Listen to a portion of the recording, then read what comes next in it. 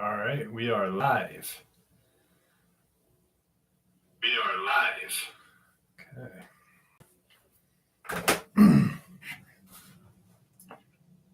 What's up, Charlie Knight? How are you? What's up, Joseph? Joe Michaela, how are you? Nez, what's going on? Keith Blunt, Paranoid J, Nick, Lake Superior, Dogman UK Man, Steel Redneck, RH, Dina, Kathy Hayes, Kelly Lewis. Putting heads out gang. Putting heads out gang. I like that. That's nice. Thank you. I appreciate that. What's up, Mitzi, John W., Darcy, Troy, how are you? Jeb, yo. Daniel Rodriguez, James Kaufman, Scotty Ray. What's up, California? Thanks, Kevin. I sweat a lot. So, like, every time I'm in here, I sweat a ton. So, like, I was like, I got to put something on. I have, like, my oldest daughter just moved back home. And right before I started the live stream, I get nervous. I get, like, queasy to my stomach. And I sweat a lot for some reason. So I put this on so I wouldn't sweat. What's up, Alex? How are you?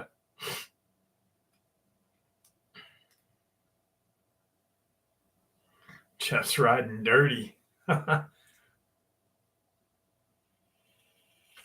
What's up? I can smell your mud flaps.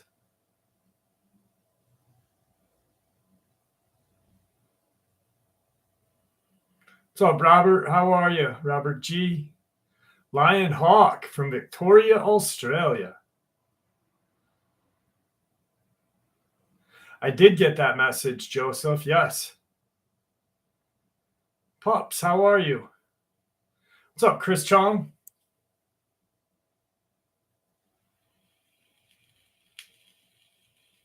Damian Bloodstone's in the house. I got some pretty awesome encounters for y'all tonight.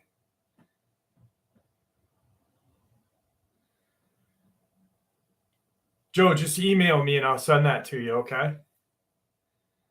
What's up, Carl? Hey, Marge, how are you? JFA. I'm glad all you guys are here. Holy cow. 76 people, 18 likes. Come on, people. Hit the likes. Let's get these likes up. Ronnie P., what's up? Western New York. Cindy Crane, how are you? Perth. 2 folks from Australia going on. What's going on, Maurice? Suji, how are you?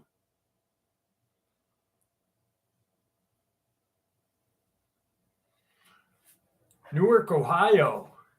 Philly, OG Hash. What's up, Ronnie P?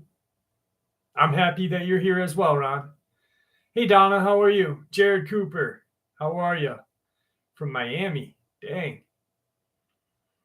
I'm not really sure, to be honest with you, how Jane's nephew is. I know that she was in the comment section. I had a long week this week. My oldest daughter moved back to the house and with her boyfriend, and it's just been kind of getting settled to the whole new regime. On top of, I have surgery on Wednesday, so my head's a little elsewhere. Cincinnati now from SoCal. That's a big change right there. What's up, Chris Raymond from Massachusetts?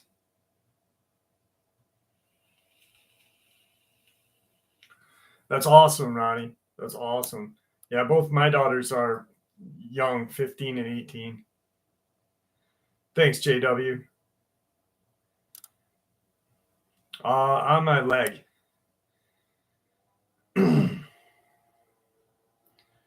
Walsh, West Virginia.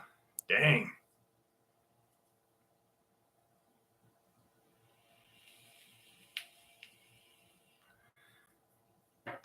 Yeah, Ronnie, hopefully I don't have any of those for a while. So I got some pretty awesome encounters for the evening. What's up, Dark Waters? How are you? And I figure we'll let the people get in before we jump into some encounters and get everything going on. Hey Larry, how are you, brother?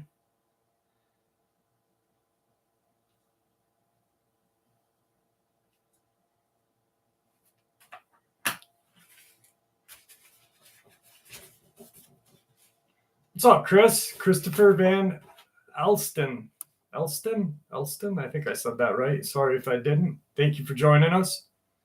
Thank you, Donna. What's up, RH? I did say hi to you, RH.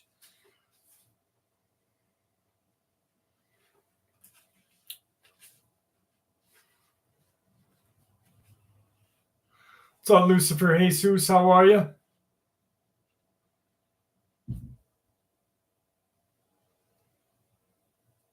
T-Wave 50.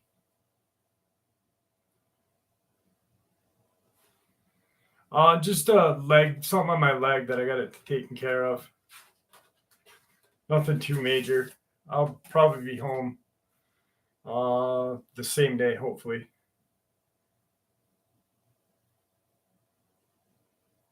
What's up, Jerry? I'm glad you enjoyed that Dulce one.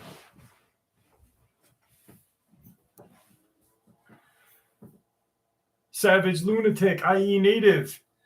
Thanks, brother. So I don't sweat. The bandana so I don't sweat. I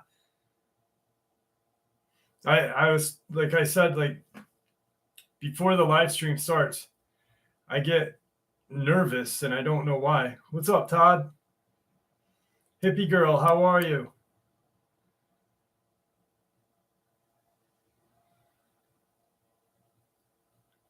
I'm glad you guys enjoyed today's uploads. That wasn't too bad here today. It's 58 out right now. Actually, you know what? I'm going to open the window so I don't start sweating. There we go.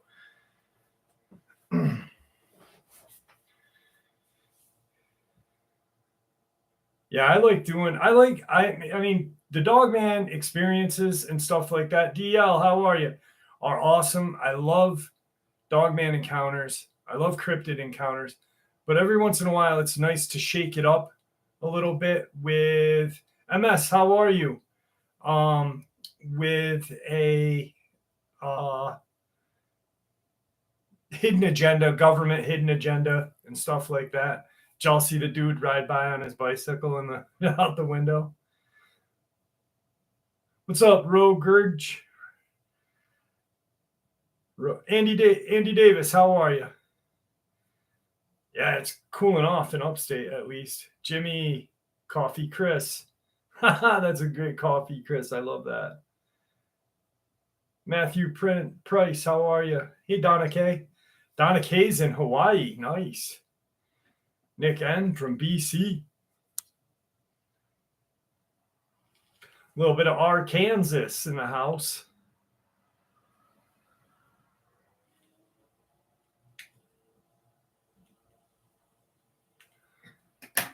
All right. So I got some pretty good stuff.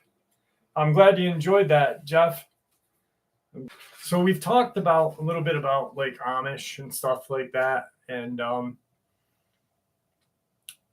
you know, I mean, I think it'd be cool to sit down with a Gravity Cheeseburger Sisters here. How are you, Kim? Carolyn, how are you from West Virginia? Robert Sharp? Donna Harmon. The stream shouldn't be buffering on my end. My internet is jacked. It might be on your end, brother, JFA. Yono, what's up?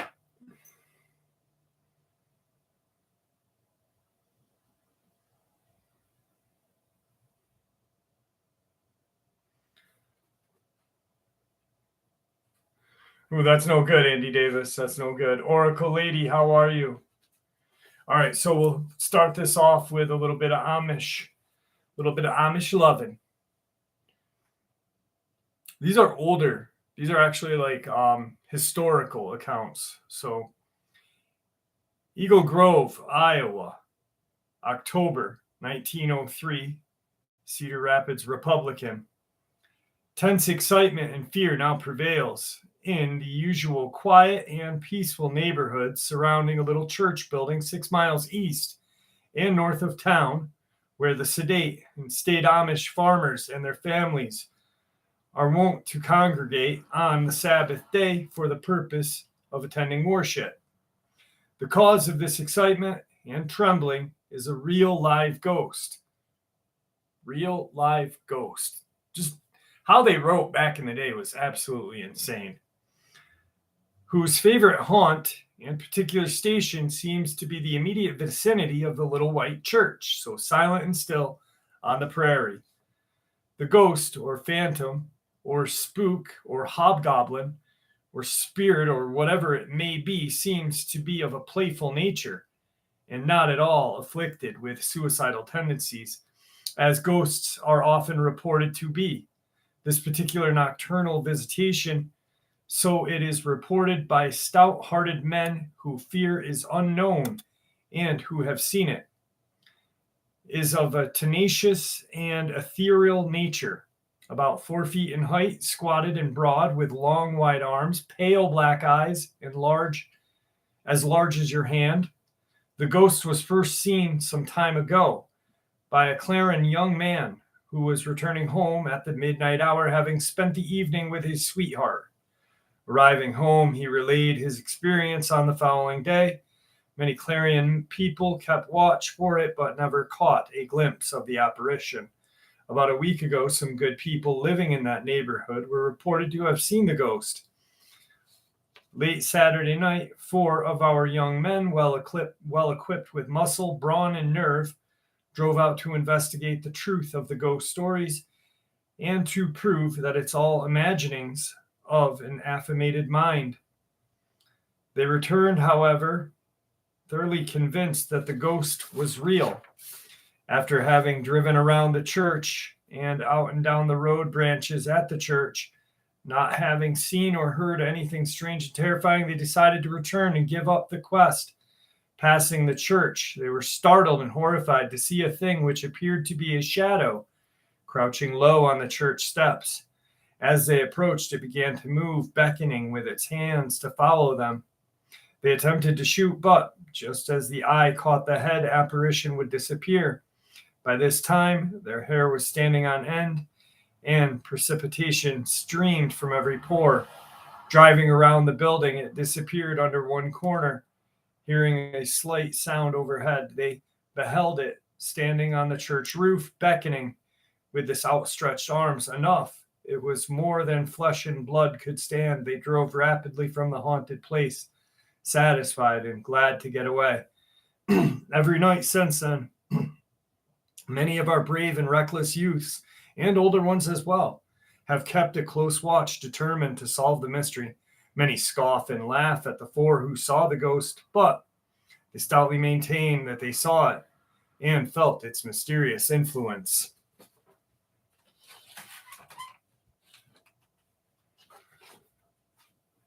I always thought it was crazy how they wrote back in the day. I don't know if hey Jenny, how are you?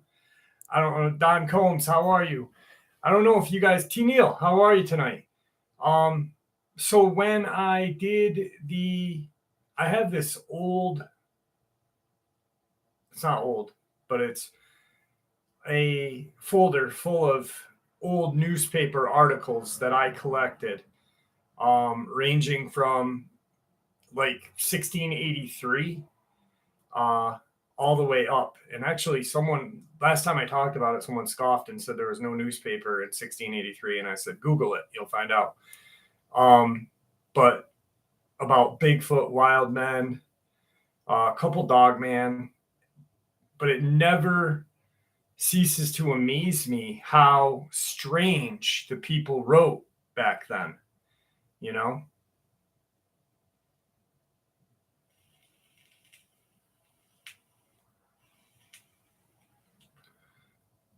Oh, Matthew, I've had my share of ghosts. I rented out the Conjuring house with my daughter. I don't know if you saw that video on the channel, and we did a paranormal investigation there. It was quite interesting. Oxford English. Gravity Cheeseburger. How the fuck are you, Gravity? Nick. Yeah. No, I did not drink the well water. No, I have some in bottles that are buried in my neighbor's backyard, actually, because they were in my house, JFA. And the video's on my channel. I actually caught where the well is. There's rumored to be the crooked neck lady, and I caught it on my SLS camera. What's up, Suze? How are you? With a purple heart. Kevin.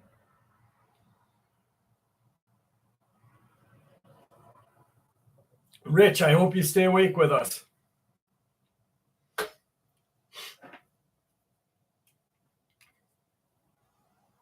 No way. Coke is better than Dr. Pepper any day. Dr. Pepper is good, but it's just got too much flavor for me. Each to their own, right?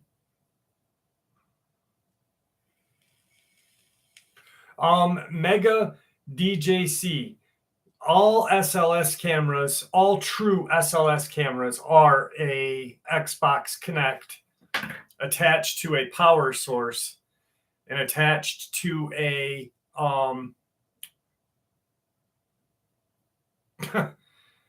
tablet with an app running so that SLS or the Xbox Connect thing will pick up and bring it back. So yes, they're all have an Xbox Connect connected to them.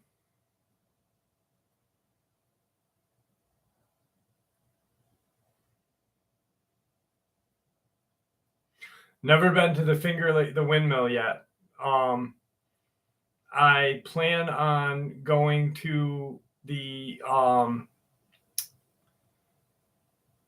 brain just shut off. The asylum in Genesee County here pretty soon. Kind of waiting on the fires to die down, and so the smog isn't that bad. Yeah, there you do not hear that many Amish experiences. Chris Quinn, yes. I have probably about 6 or 7 cat-like bipedal cat-like creatures that I've narrated. Actually narrated them on the live stream a couple weeks back, to be honest with you. So if you want to watch them, they're on the live stream a couple weeks ago. Hey, Mercedes, how are you? Jaw LB, what's up?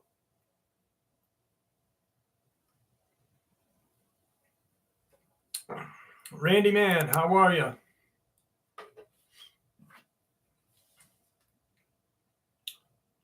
The Reed House. No, I've never heard that, and checking it. I'll write that down and look into that.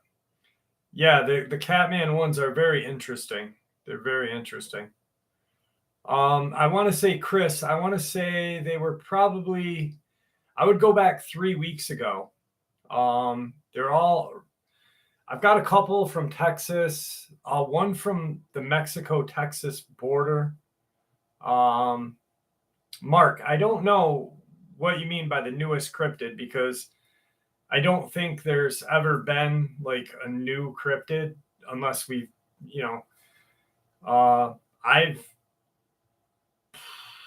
people have heard of like the Beast of Bladenborough was always said to be like a feline, but to me it looks like a dog, man. I'm really not sure, to be honest with you. Hey Barbie, how are you?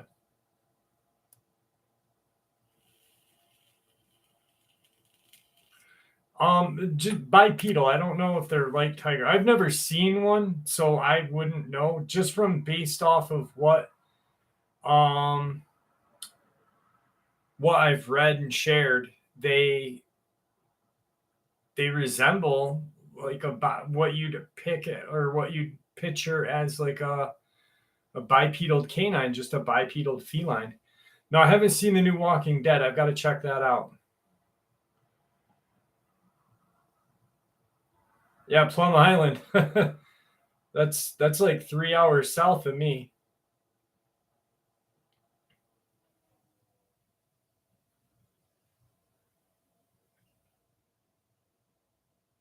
Black Eyed Kids freak me out too. We were actually, my daughters and I were just talking about that. Um,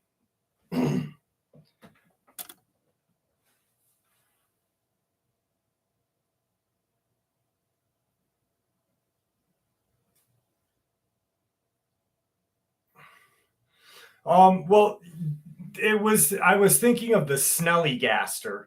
I couldn't think of it because every once in a while I just lose my train of thought. And it was the cryptid that I was looking for in today's upload was called the Snellygaster. And for those of you who are from the Virginia area, West Virginia area, you guys will remember it. Thank you, Sean. I appreciate that. Going to Gettysburg. Dang. Listen, if you go to the battle sites and you get any good pictures, please send me them via email. I'd love to see them. That's a place that I really want to go to. I really need to get in touch with DW and Rockin' Steady. How are you, brother? And because we want to do a paranormal investigation of the Merle Plantation. And we've talked about it a lot, but it's so hard to get to Virginia from New York with kids and stuff.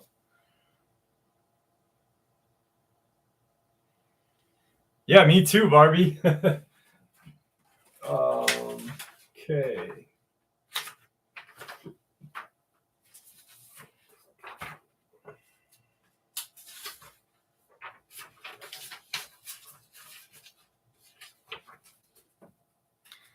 What's up, Wind Wolf? How are you? Julie, how are you doing? Yeah, the subs are kicking ass tonight. They're coming in like crazy. The Sound of Freedom. I saw a couple of people talking about it. It looks good. It looks good. It reminds me of like Epstein Island.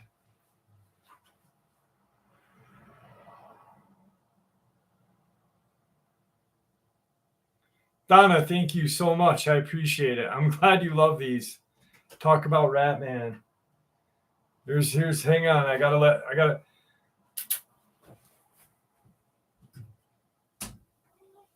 yeah. The old mascot came in to say hi to everybody. There he is. What's up, buddy?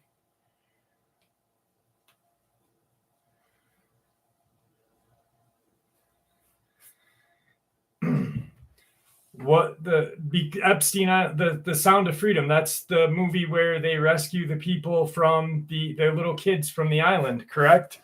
If I'm not mistaken. Yeah, he just plowed through the door. He wanted to come in. He's laying on the old. Thank you. He's the. I keep telling him, I'm like, you have a bigger fan base than I do.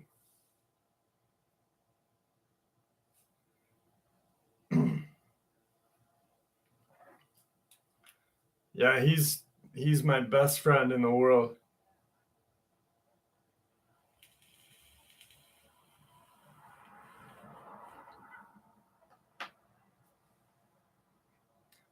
Yes, Barbie B, I've heard of that. Yeah, he is awesome. All right.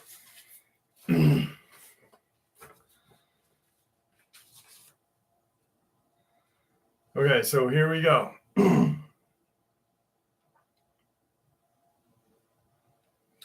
I want to share this with you all. Though it doesn't involve a sighting, it involves all the other evidence that is difficult to ignore. We bought land in Washington recently. It'll be about a year before we start building there, but We visit periodically, and I recently came back from a 2-day camping trip on the land. A few months back, we pulled into the dirt road leading to our property and noticed a perfect pyramid of trees that had been interlocked into a tapestry that simply couldn't have happened by human hands. One reason is that the pyramid, like interlocking, which is clearly done with skill. Also, it was at least 6 feet off the ground.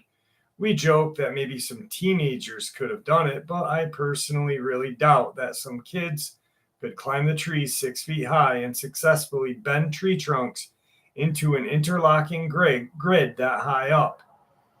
It would take far too much force and power.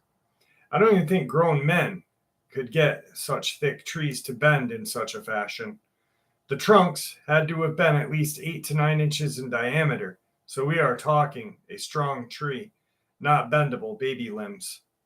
Fast forward to the previous weekend, we pulled into the property late at night after sundown. Arriving late on Friday night, within 5 minutes of arriving, I heard this haunting howl that didn't sound like anything I had ever heard. I spent enough time in the woods in my life to know what I'm hearing, and it was not an elk, bear, owl, or any kind of canine. These howls were almost human-like, and it was clear that something enormous was sending a message out there. It did it 4 or 5 times, then stopped. We slept the first night without issue, except for one thing. The very next morning, a tree had been bent like a perfect rainbow directly over the trail 10 feet away from our truck. Perfectly going over the trail in an upside-down U shape over the road. The second night was the night that was remarkable. Within 15 minutes of hitting the sack in our teardrop trailer, windows were open and I was enjoying the forest breeze. I immediately heard footsteps, distinct bipedal footsteps walking around the trailer. It moved with a pace that was distinctly 2-footed and clearly large, much like a metronome beating.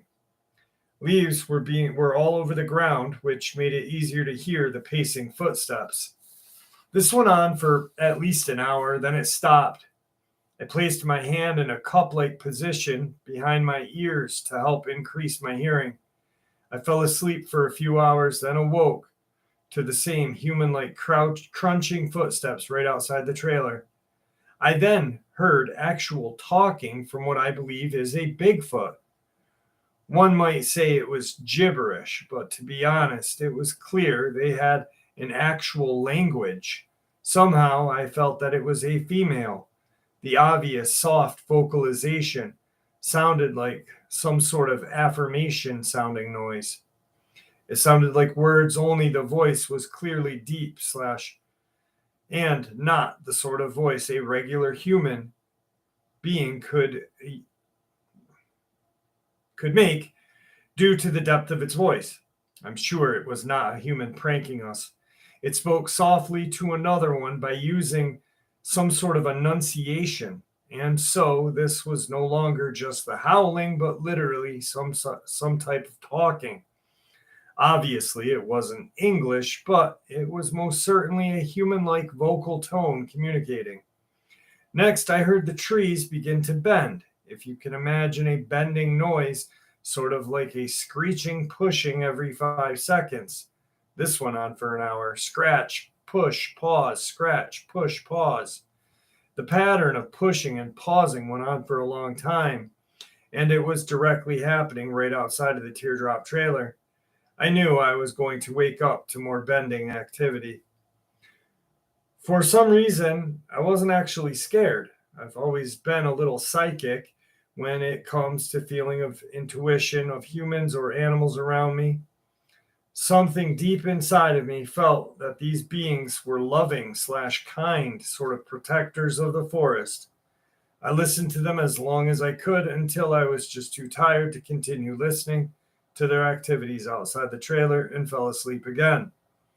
The following morning, there were 3 more trees perfectly curved like rainbows or arches right over the trail next to the truck. One was directly at the nose of the truck. Somehow I feel they were saying welcome. I think they know we purchased the land. Look, if they had wanted to hurt us, they could have. They never touched our stuff, touched the trailer, nor did they attempt to scare us. If anything, it was like they were attempting not to scare us and wanted to be as quiet as possible. I felt that the female was guiding the whole event that night. It hasn't scared us, and we still plan on building up there. I had an idea that if we go camping there again in the fall, I'm going to tie flowers around the trunks that they bend to let them know we accept and honor you. I refuse to have bad feelings between Bigfoot and us. I want us to cohabitate and land peacefully. So, all in all, that's a very interesting kind of view to have. I mean, a peaceful relationship, not even like a relationship, just living in peace with these creatures would be decent, but they're wild animals, you know? I, for one, if I was building my property and had, you know, some type of Sasquatch activity, obviously I'm going to film it, but I'd try to figure out a way of guiding it away from my property. I don't believe that we can interact with them. I don't trust them. I think there's always kind of like an ulterior motive to them. That's just my own view. You know, like chimps and silverback gorillas, they're beautiful. They're, you know, beautiful animals. Maybe they'll come up to us and, you know, come close and whatever, but we always have to remember that they're wild animals, you know? I don't know if you guys caught this the other day while I was up at where Tom Mezek disappeared the last time I was there, but there was that tree that was bent over the Lily Pond Trail, and I never noticed it. I don't know if you guys caught it or not, but it was very interesting. Hey, Sonia, how are you? Well, pureblood, we don't know if they're animals or not. I mean, it's just a theory, you know?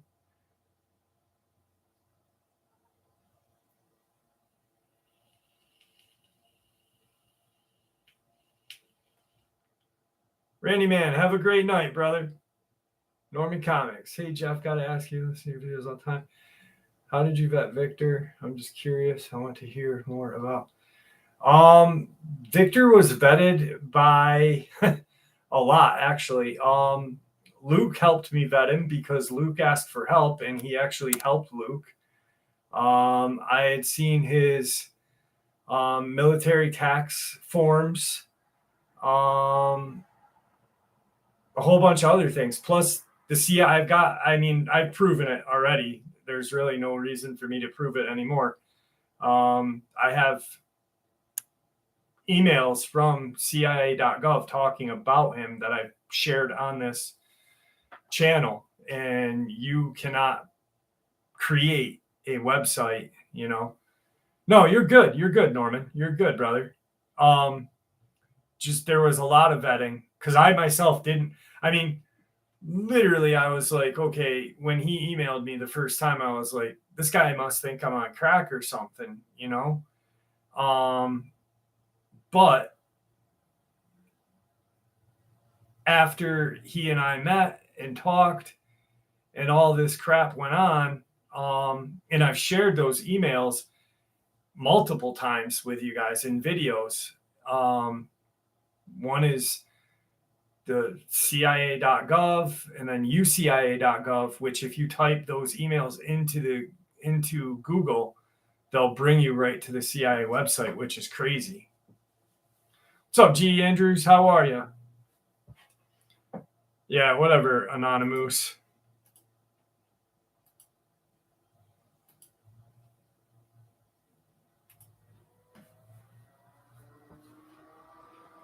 Anonymous, why don't you stop?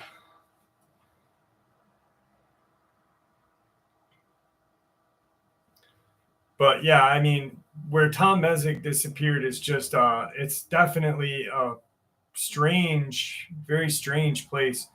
It's got a sinister kind of feel to it.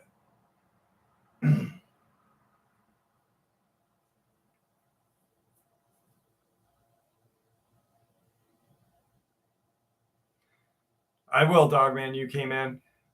He's told us though on the channel that he doesn't believe any other country has um whatever uh organizations like here.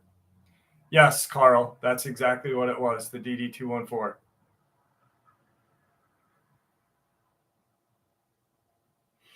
Yes, Red Cardinal, I did get your emails. I did.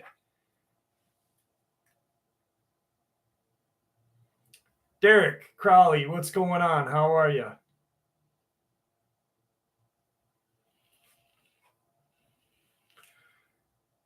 Well, Sue Eden or P Sue Eden, I hope I said your name right. I hope that you enjoy the channel. Um, we're very decent folks here. There are a few spots in the Adirondack. Absolutely, Camo Dad 72. The Adirondacks are very strange. Very, very strange. Thomas, yes, I did get your new one. Teen Hill, I know. But last time I was there, yes, it was Red Cardinal. Last time I was there, I walked up the wash and I kind of stopped and I looked at those two rocks and I was like, all right, there's um, something here, you know. I've seen, I've seen something cross the trail on Lily Pond Trail. I've seen something smash a tree, but I couldn't see anything visibly that time. It just something felt so off when I was up in that location. Um, I'm gonna get a trail cam probably tomorrow, and my oldest daughter's boyfriend and I are gonna go up there, and we're gonna put it into. Jared, I live in the Adirondacks. Jared Cooper, I live in the Adirondacks, brother. Samuel Williamson, hello from the Oregon. Hello from the Adirondacks, brother. Yeah, it was definitely spooky. It was spooky up there. Um, just something felt off, you know. It was because when I was first walking up the trail, there was birds singing. You could hear them. You could clearly hear them. Absolutely, Eden. Um, I'm just gonna call you Eden because I don't want to mess up your first part of your name. So I hope you don't mind. But yeah, night vision is absolutely a necessity. Um,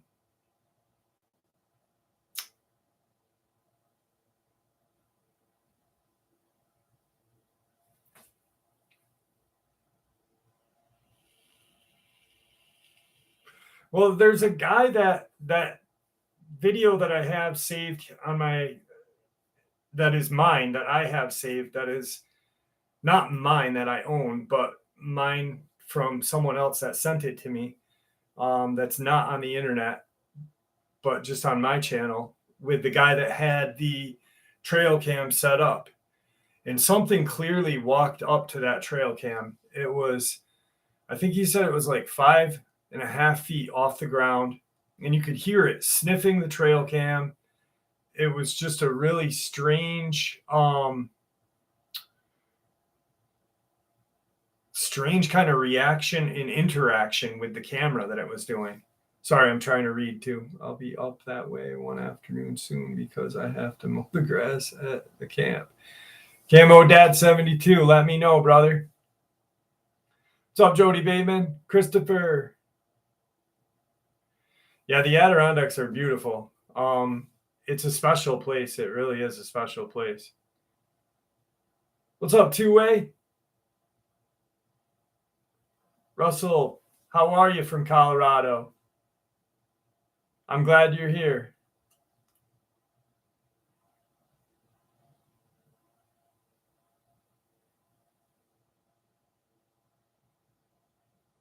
Can you do something different than a trail cam in addition to? It depends. I've got to make sure that, I've got to figure everything out. There's got to be a power source and stuff like that. So whatever I can do, I'm going to do. I just want to make sure that I do catch something.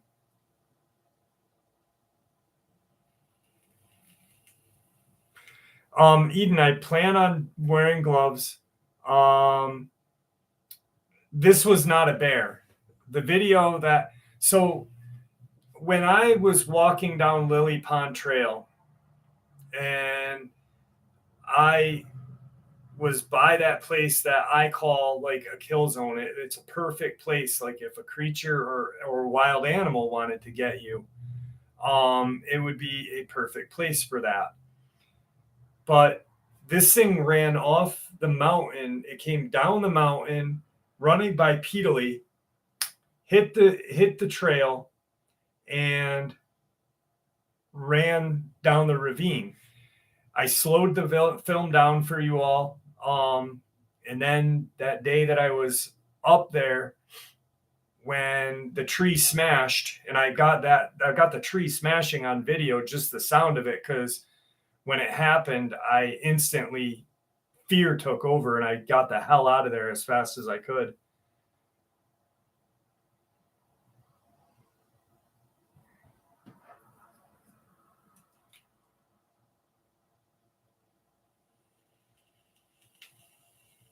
Yeah, Rock City Falls is a half an hour south of me, redneck.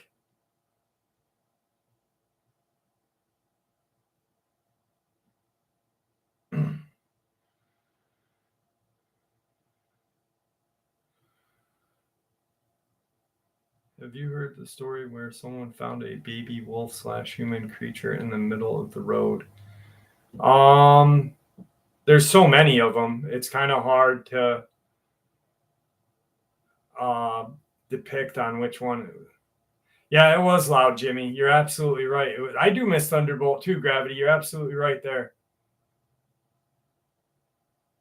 Dude, it was so scary. Like, I'm sitting here on these two rocks reading Kathy. Those are all old uploads. In the beginning of any Victor uploads that I've been putting out, it's so all the new subscribers can hear them. Daniel Brad, how are you? It's so all the new subscribers. Tyler, how are you? Can hear them. I will let people know when there is a new upload of Victor. I haven't talked to him in a month now, a month and a half. That's what I was going to do, Eden. I was going to put one by the tree where the tree smashed. There's a perfect location. And the last video that I made when I was up there, I showed everyone where I was going to put them. I'm going to have a camera facing the trees and then a camera facing the rocks, so they kind of cross. Thomas, welcome to the live, brother. What's going on, John Sumner?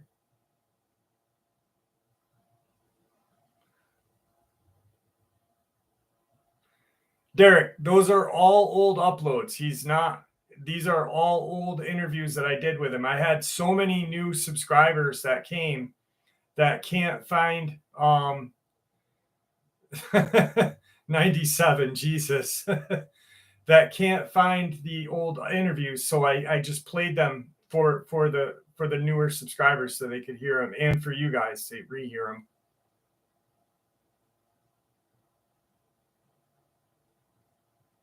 Donna, I have heard of Dogman in Augusta County. What's up, Giant Slayer?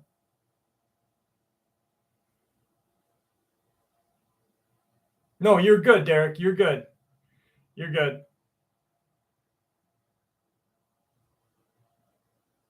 I just figured, because with all the new subs out there, and I've got 2,400 videos, that I might as well share a few of the older interviews so everyone can get kind of familiar with what happened on this channel, because there are people that are just finding the channel and they're like, they think it's new.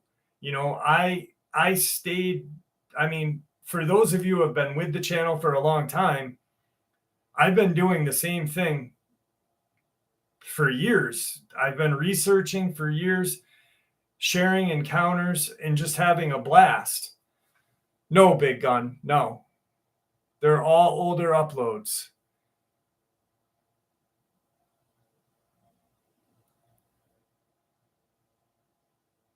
Definitely not going back up there alone, Kathy. I'm definitely not going up there alone.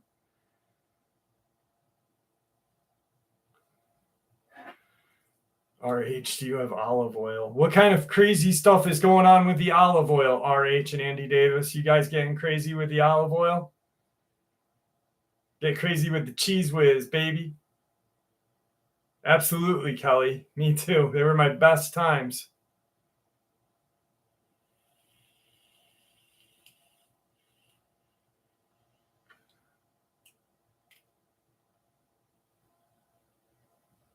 I will, Monty. I got to get in touch with you. I think after this week, after I've got a very busy week with doctor appointments and crap like that, that I'm going to start lining up interviews with Monty and a bunch of people. I got a ton of things that I've got to do. Shadow people are terrifying. I hate shadow people. That channel in Maine, I forget the name of it, but how he caught an actual shadow person in his bedroom is terrifying. Thomas Montefort has been to where Tom Mezek disappeared.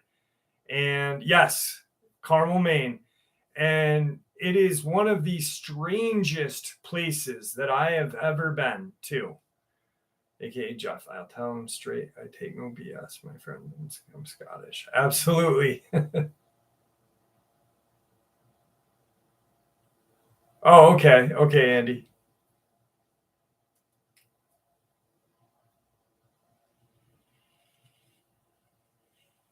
What's up, Floyd? How are you?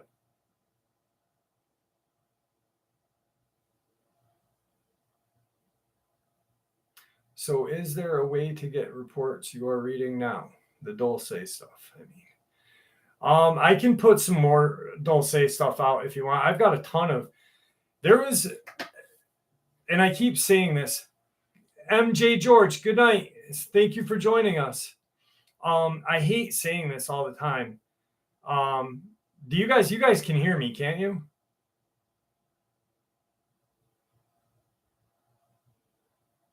Can you all hear me? Yeah. Okay. Yeah, Deborah, it's not on my end. Okay. So I don't know if you guys remember, but it was like a year and a half ago that I got this email from someone who claimed to be in the super soldier program or whatever. And he had sent me like files upon files of Dulce and, just on Phil and everything. And I still have it. I've got, actually, sorry, buddy, didn't mean to scare you. It's all those files that he sent me are on this. And I purposely took them off the email and put them on that so I'd have them hidden.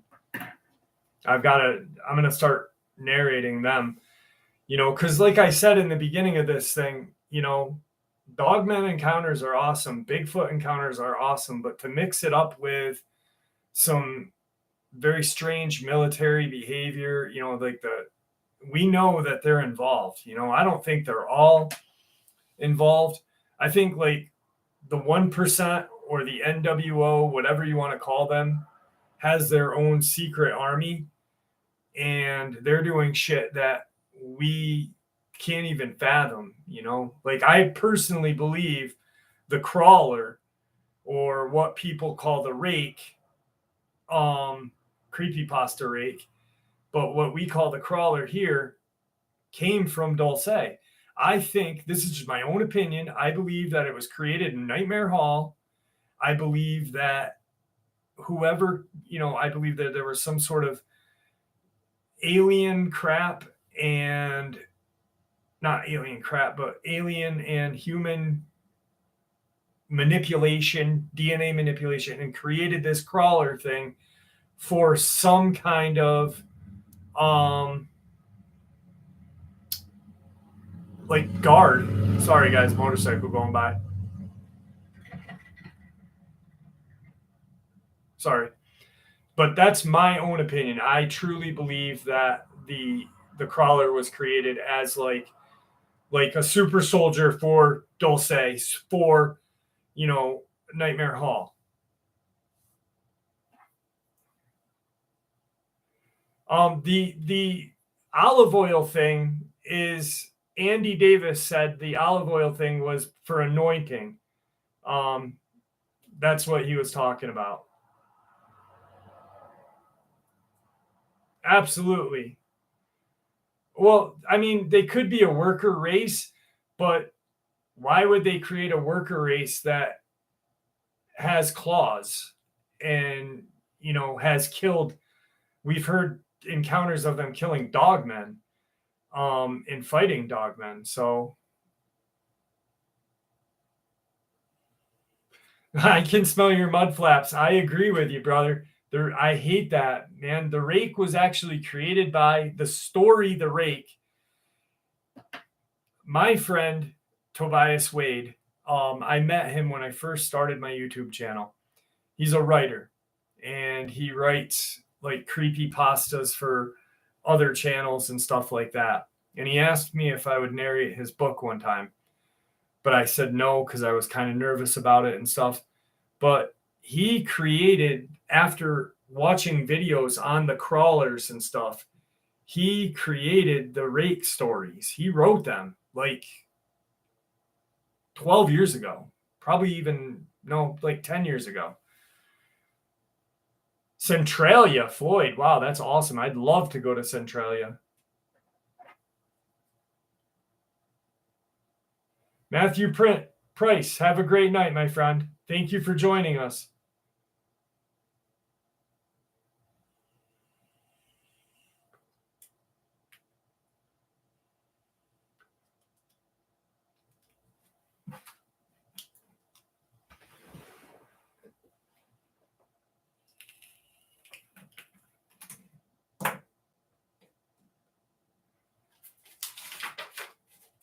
All right, here we go. Ooh, I got a cool one right here. Since we're talking about Dulce and those kind of cryptids.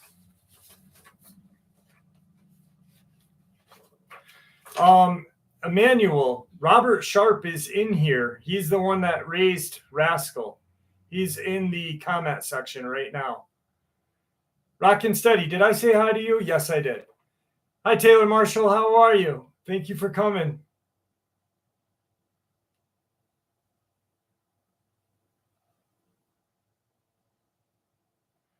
Makes a repetitive bleeping before they... I don't know, RH. That's an interesting... Aramek, how are you?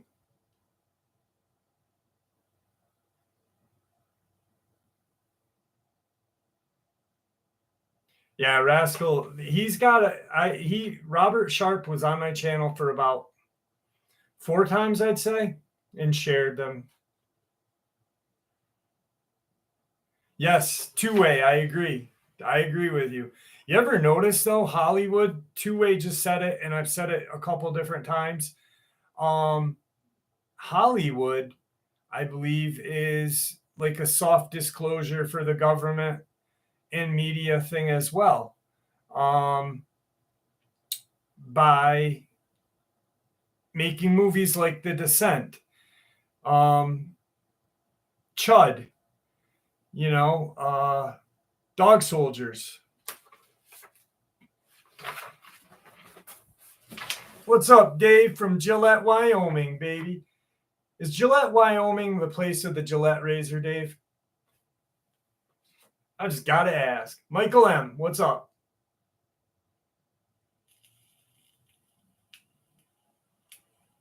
Superstition Mountains are a very terrifying place.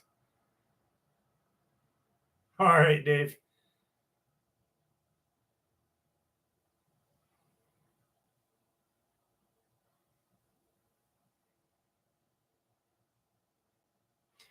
Two-way, I agree.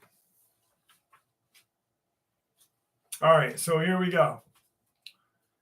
I'd like to start off by... Hang on. This is my experience I'm about to share. It's actually why I joined up and wanted to share this with you guys, Jeff. This is 100% true, and it's hard for me to share because anytime I've tried to tell someone else about it, I got laughed at and accused of trying to pull their leg. I recently saw an article about a woman who was hunting and saw an invisible/cloaked creature that she described as almost like Predator from the movie with the same name.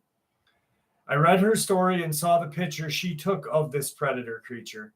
Now, as for her picture, I personally think it's a combination of a flare from the sun and a close-up of possibly her face or something.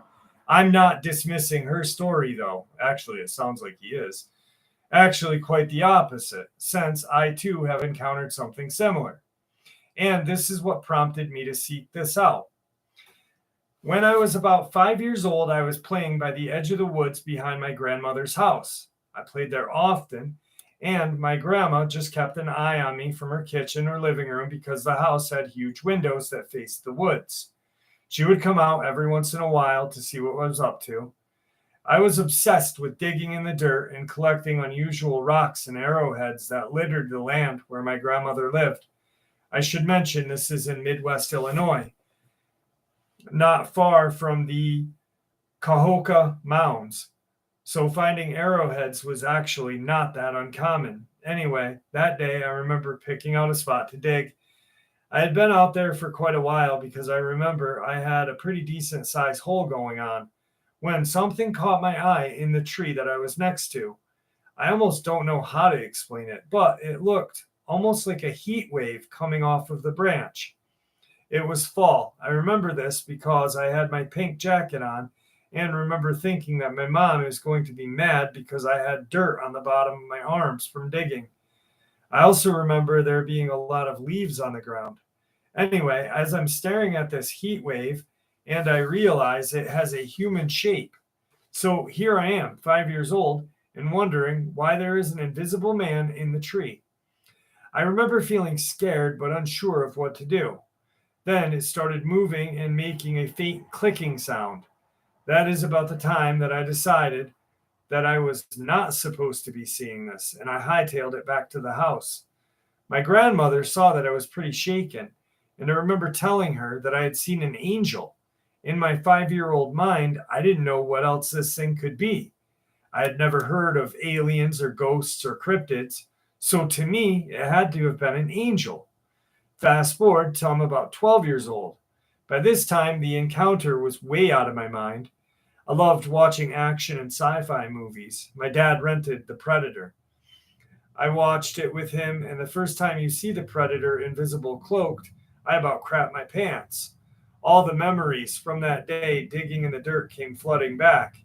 I even asked my dad if the Predator was real or if he knew if anyone or any animal that had cloaking ability, and I don't know about. He told me that it was fake. It wasn't like it is today where you could just Google. I had no access to the internet, so again, I just put it out of my mind. Again, fast forward to about 2004. I'm grown. I have now 3 small children. I went through a separation with my husband. I moved to the next town over to an apartment with my kids. These apartments are all one-level duplex. There's about 5 buildings. I'm at the very last apartment. The apartments are considered in town, but are on the outskirts of town. There's a deep ditch that runs behind the buildings with a chain link fence that separates the backyard from that ditch. There are about 6 or 7 trees on our side of the fence. If you follow the ditch a little bit, you will hit a small forest that eventually leads to the country with a larger forest and farmland. Now, I'm a smoker, but would not smoke in the apartment because of the kids, so I often went on the back patio. One night I was up late doing laundry and stuff after the kids went to bed, and I decided to have a smoke before I went to bed. I'm back there on the patio and I start hearing this faint clicking sound.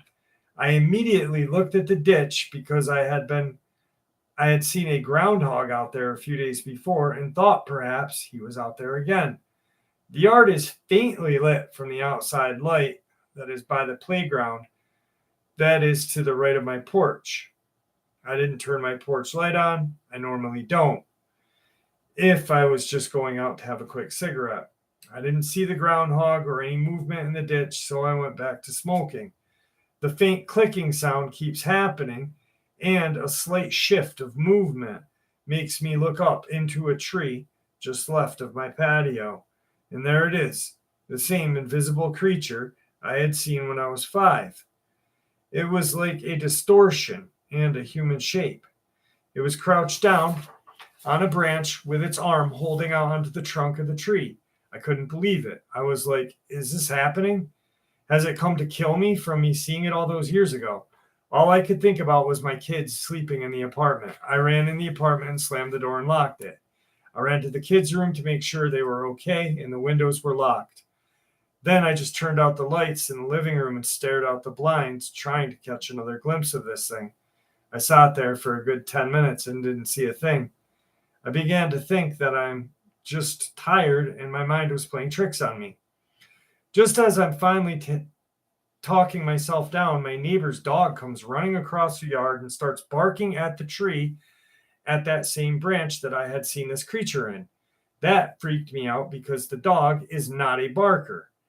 I actually have never heard him bark before, even at the groundhog that had been hanging out for a while. This barking went on for a couple minutes until I heard the neighbor lady who owns the dog to call him back in. The dog reluctantly turns back around and goes into the house, stopping every few feet to look back at the branch until he is out of sight. I didn't sleep that night, and I've never seen anything like it again. I don't know what to think. I am a grown woman, I have children, and I have a good career. I just want to know if anyone else has had an experience like this. I know what I saw, believe it or not. Thank you for taking the time sharing this. So I just shared that experience the other day about the Native Americans seeing that very strange glimmering light creature. What's up, Bang? How are you?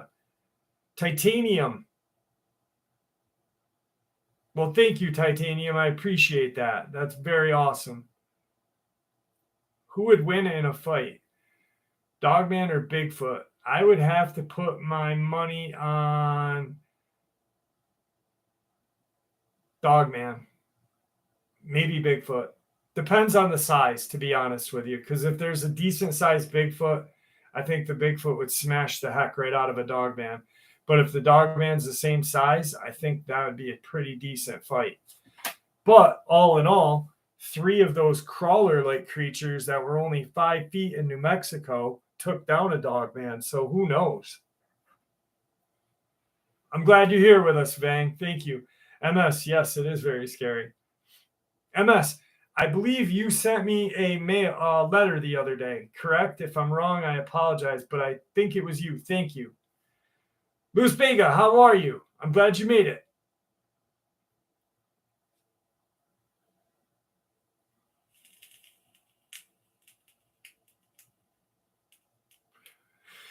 Jacksonville, Florida's in the house. Michael Scott. Yeah, I think Bigfoot would just, I mean, this is my own, I think Bigfoot would implement tools because they're smart, you know? So I think Bigfoot would win. That's just my own opinion. But you know what's crazy is I don't know how many of you guys watch Joe Rogan.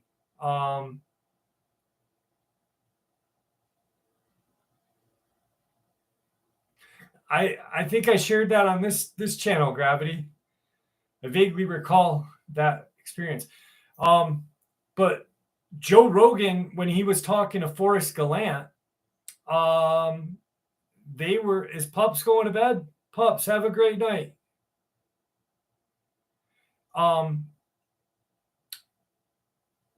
we are in that age right now where chimpanzees are evolving to use tools, like very crude tools, where they're using rocks as like a smashing implement, sticks to fish with, to spear fish. So I really think that Bigfoot would definitely be able to use tools and kick the living hell out of a dog man, because they would use tools. Sonia, they are very scary. Yeah, Pup7, have a great night. Thank you for joining us.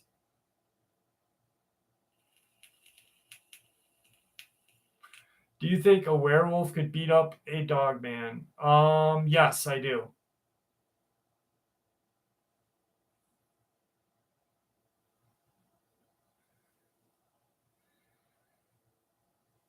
Yes, baby deer don't have any scent. Yes, I knew that. Yep, Paul, I did know that.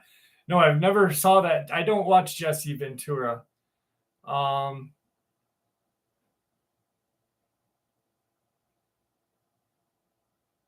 Doesn't invite people on his show with creds. I think werewolf would shred the dog. Werewolf would actually totally rip apart a dog man. You're absolutely right. Use oil. What's up, Big Gun? Big Gun, yeah, from New Zealand. Wow, thank you for joining us all the way from New Zealand. This is awesome, man. I love when you guys share where you're from, because it never ceases to amaze me. Pretty soon, my buddy from Dubai will be stopping in and saying hello. That's crazy when he pops in. He's just like, "What's up from Dubai?" I'd say large alpha squatch would have the advantage over. I totally agree with you, Ronnie. Totally agree. Josh Huffman, how are you?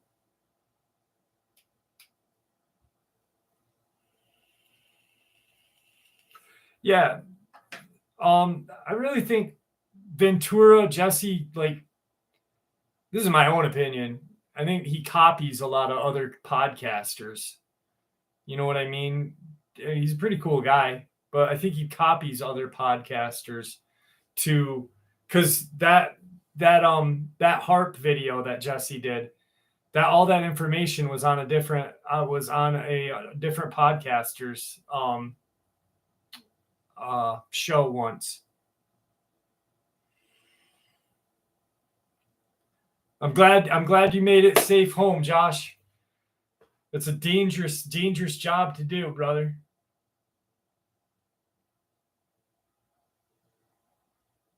Someone's in my basement?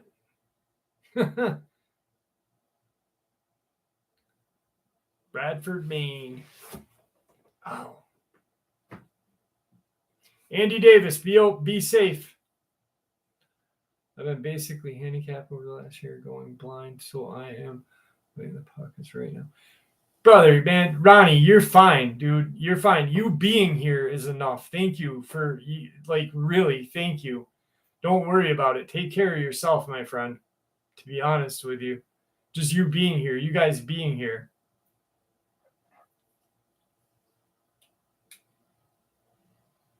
No, Buddy doesn't go in the basement. My basement is actually the house that I live in. I have the entire building, and it was a dentist office downstairs. I rented the apartment above the dentist office, and now I have the whole building. But it was part of the Underground Railroad back in the day, and the basement has a hidden hatch in it where they would hide slaves back in the day to get up to Canada for their freedom. It's very interesting. It's a very old building.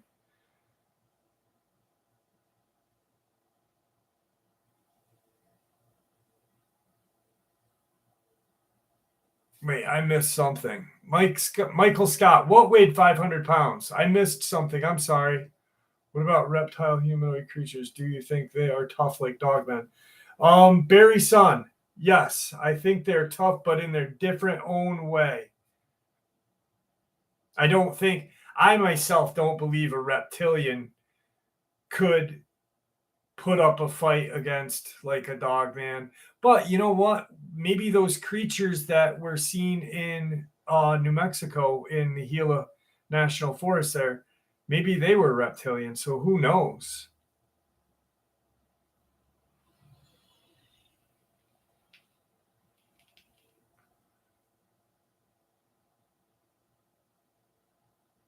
Dave, what do you mean people don't watch your interviews with Victor? I don't understand what that means because people watch them. I mean, there's that one upload that I did probably 2 years ago about a couple of kids that had went out in California and they were like dicking around and they found a cave and one of them had taken something out of the cave and these like reptilian like creatures were spotted. And they followed the kids to their home and like kind of fucked their house up at night. So yeah, I mean reptilians, I think reptilians would be more or less, in my eyes, alien like, I guess. But that's me, you know.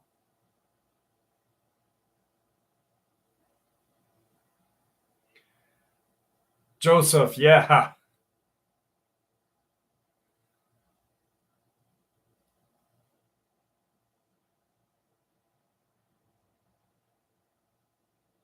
Johnny Calories. I don't know what that means, but no.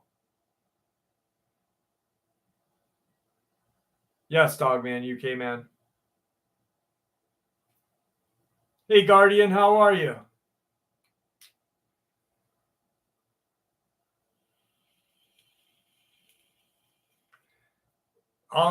Paul, actually, the ratio to women to men who disappear in national forests are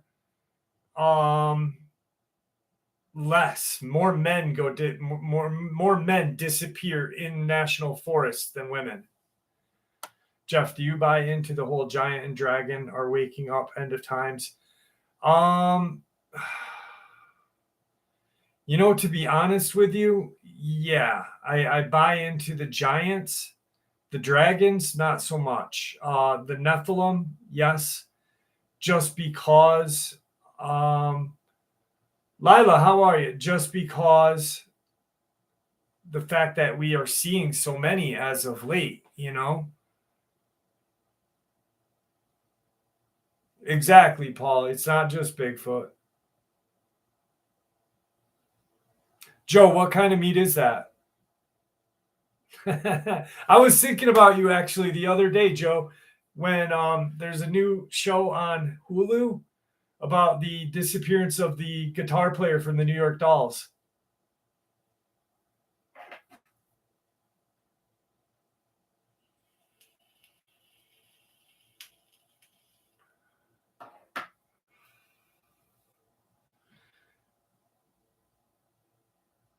Thank you, Stacy. I appreciate that. Tyler, thank you. I'm glad you're here with us, Tyler and Stacy.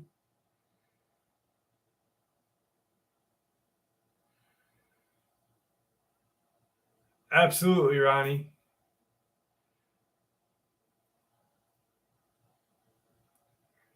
Well, Barry's son, you know, here's something. That's why I love, that's why I really truly love this, the platform. Not only because it's mine, but you guys, the foundation of this channel is what's up, spirit level? Because we're accepting of other people's theories. And that's the best part about it. Barry, son, cryptozoology is a science based on theory and first and second hand encounters. There's no 100% proof.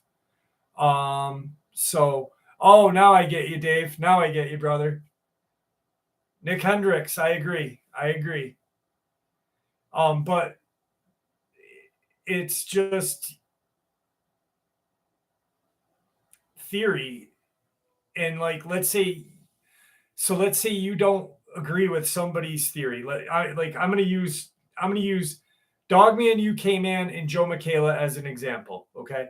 let's say Dogman UK Man says something one day to me and I'm like, oh man, that's kind of crazy, but it fits. And then Joe Michaela says, something that's totally, mind blowing that doesn't agree with Dogman UK Man's.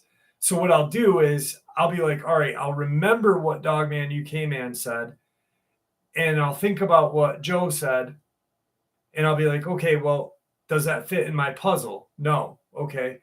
But then years later, what UK Man said might fit into my puzzle.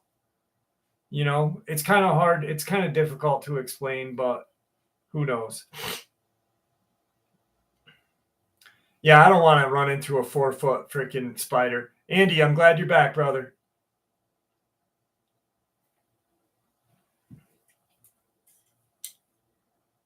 How long have I been doing my show? Carolyn Skidmore. I've been doing this channel for 5 years. But I've been researching the paranormal and cryptids since I was 17 years old. So, and I'm going to be 47 this year. So for 30 years, yeah.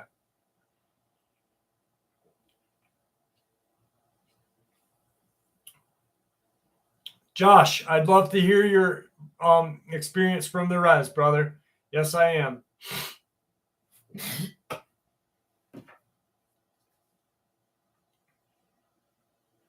Wait. Oh man, I'm so sorry. My daughter had an emergency brain surgery when she was 10 years old, and it was hands-on, the scary side. My heart goes out to you. Wait, who? What happened? Did I miss something? Don't worry. Horror fighters developed a brain tumor. Who? Charlie Knight. Who? Your child has a brain tumor? Jesus Christ, man. I'm sorry if I offended anybody with the Jesus Christ thing. Charlie, I'm going to pray for Charlie Knight. I hope you don't mind, but Charlie's, if none of you guys saw that, Charlie Knight's 2-year-old son has a brain tumor. Please keep him in your prayers. He's part of this family. God bless your son, brother. God bless you as well. God, man. I can't even imagine the amount of anguish you're going through. Like,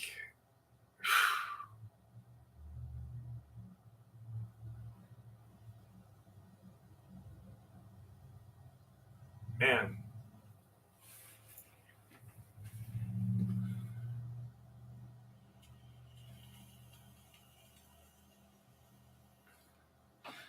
Absolutely rocking steady right there with you, brother.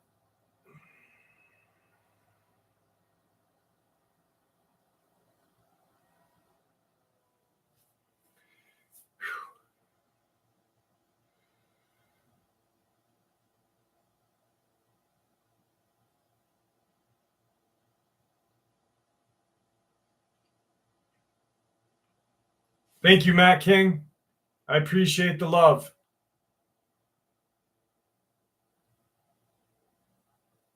Yeah, Joseph, it is steep where he passed away, where the actor Julian Sands died. Supposedly, the guy that the subscriber knows is going to be talking to the guy who said he saw 3 or 4 dogmen running in a pack. And I asked him, I said, please record that conversation.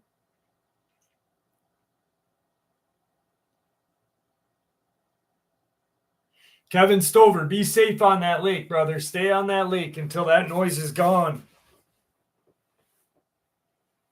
Yeah, Charlie, reach out to like the Mayo Clinic or something, brother. Or like the Ronald McDonald House. I'm not telling you what to do. I pray for your child. Do I think Julian Sands was a missing 411? No. No, he's found. He was found dead, so he can't be a missing 411.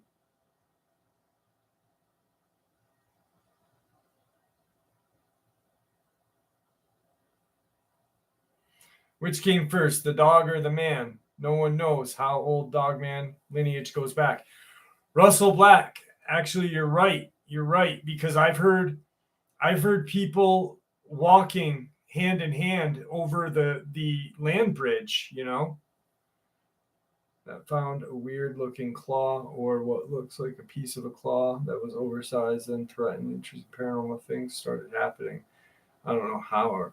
That's interesting, Johnny. That's pretty crazy. I've heard of crazy shit like that too. Yeah, the Shriners treat for free.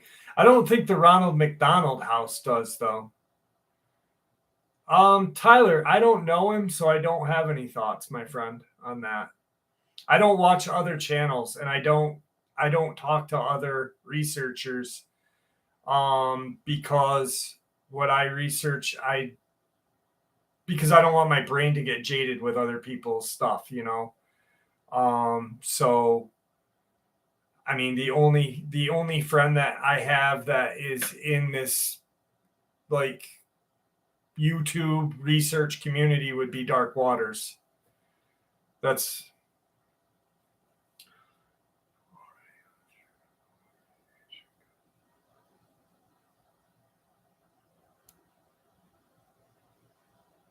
Jesus Christ.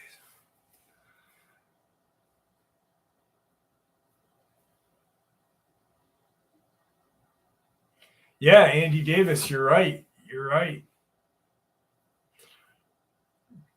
Is Dogman a Nephilim? There's I was talking to a guy that believes that Dogman is okay. So Nephilim is the children of the fallen angels with human women. But the Nephilim also bred, and there's a name for them too, and I forgot it. But that possibly may be what the Dogmen are.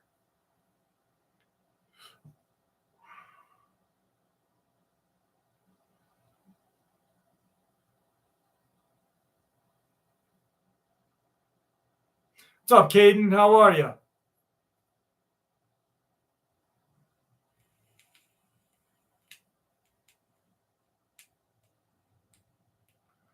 Jeff, where is the most active places in UK for possible hunt? I would say Scotland.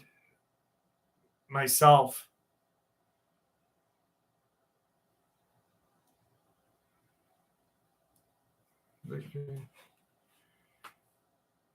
That'd be awesome, Aqualord.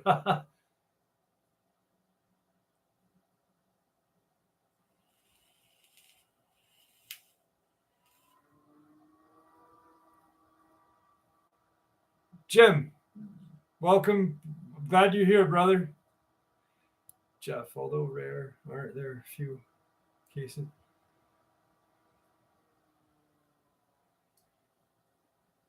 Yeah, Ronnie P. Yup. But then they wouldn't be classified as the missing 411 at that point.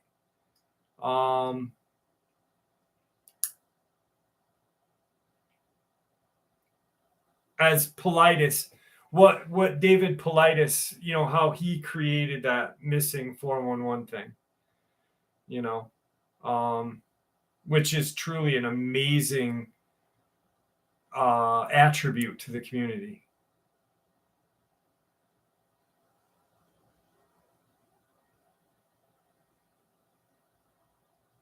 Jeff, something tore apart my sister's dog kennel. It has an enclosed roof. First was tears. Was that in Maine, Joe? Yeah, kid stories are the worst.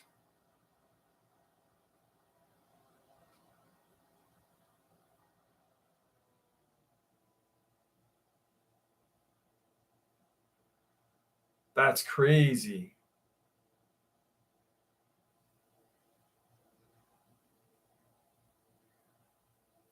That's crazy that it followed him and he. I gotta take off 7 boxes before it says.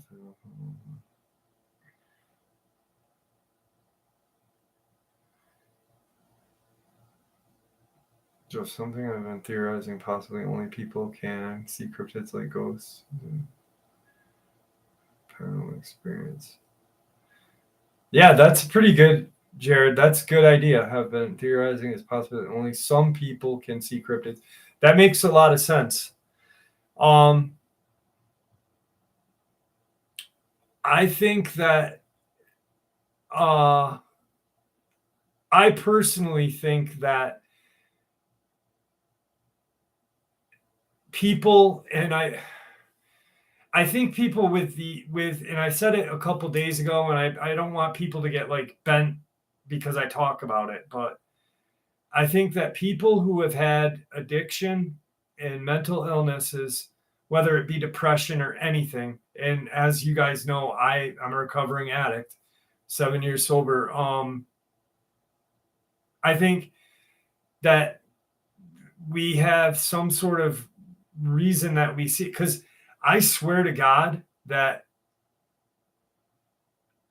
70% of these cases that I've looked into have something to do with all of that, you know?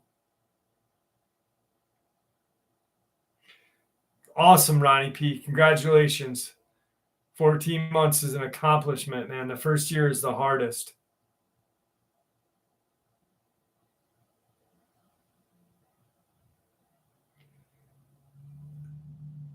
Jeff, if you sent me the email today, I don't know. I haven't checked my email yet. I wonder about those who died and came back. That's interesting. Yeah. Thanks, Johnny Calories. I appreciate that, brother. Dogman, you came in 10 years. Damn. Good for you, brother. Russell Black, 13 years. God bless you. It's the worst. I remember, and I'll only talk about this for a second because but when I was kicking opiates, my neuropathy was terrible. So I was in complete pain from my neuropathy, and dealing with my terminal illness and shit like that. And then when I kicked dope, I would get these just excruciating fucking pains. And it was just terrible. Like, it was the worst, hardest thing to kick. Benzos as well. It's just, I fucking hate drugs. I hate drugs so bad. Wind Wolf, congratulations. Everybody that's in recovery right now or thinking about it or whatever, congratulations to you all. I got an email the other day that somebody said to me that they're like fighting for their recovery right now, and they're going through a divorce at the same time, and that my channel helps them. And it really made me feel great, which was crazy. So, God bless you all. Congratulations, Mudflaps. That's awesome.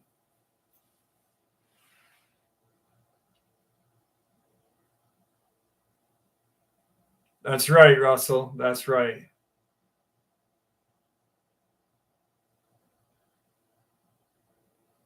Ronnie, that's what happened to me.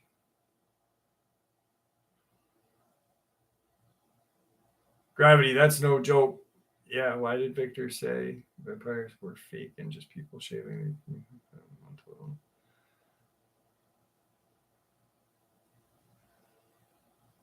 Well, because we were talking about two different kinds of vampires, Daniel. He was talking about, like, there's the kind of people that act like vampires that want to be in like these cliques, but then there's the vampire, like humanoid, that drains your energy.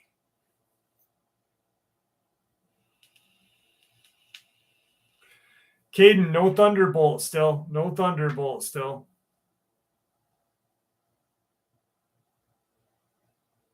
Dana, congratulations, brother.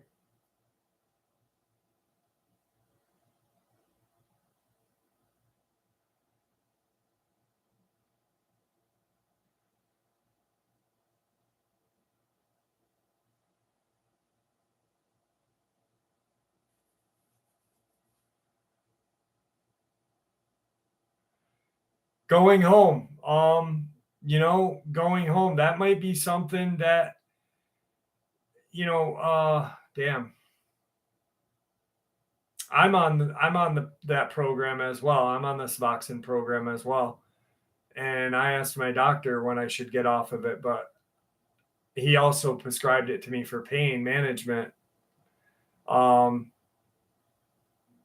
a hard one, man. I don't know about that. I know that I probably will be on them for the rest of my life. I think it's a miracle drug, to be honest with you.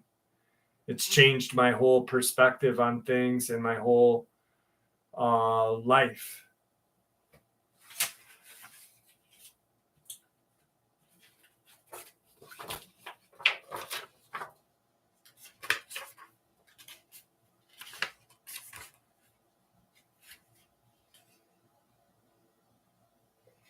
I think I already read that one.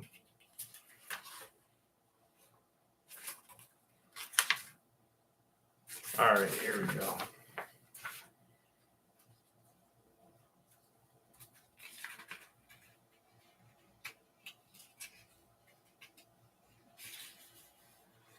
Yeah, Paul. Yeah.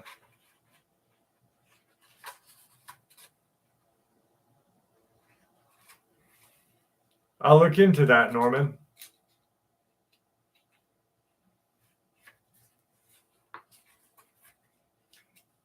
Going home, it's pretty much, that Norman's saying it right in that book. What I'm going to look into the book Painkiller. Going home, look into that book too, because if it's helped your life this much, just, I don't know if you have an issue with it or not, or why you'd want to cut down, but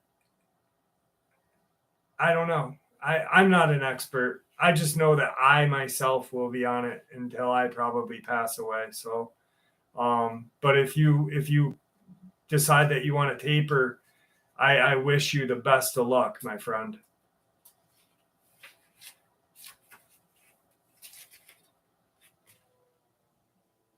I got a mermaid encounter. Y'all want to hear a mermaid encounter? Which book? Ronnie P. It's called Painkiller. Norman Comics sent us that. Painkiller. Hey, Elizabeth. I didn't say hi to you. Elizabeth Decatur, how are you?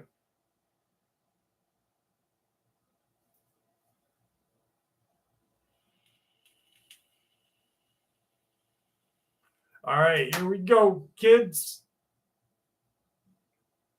It's coming along, Silver Fox. All right, here we go.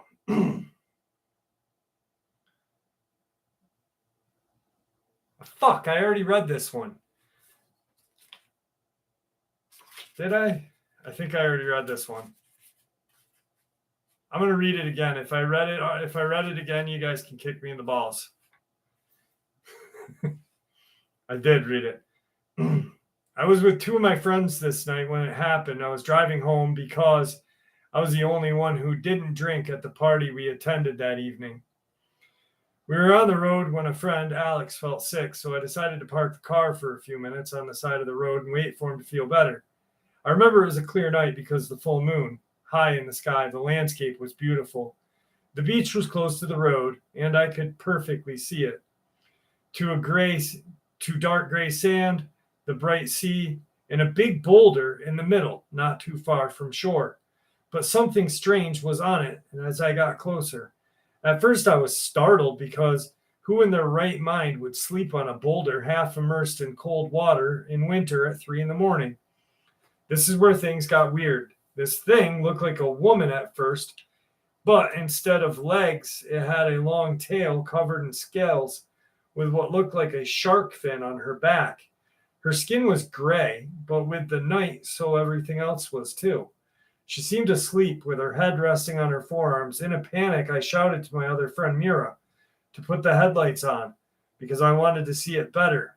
When I looked in front of me again, so was the thing. God, I could never forget it. It was staring right at me.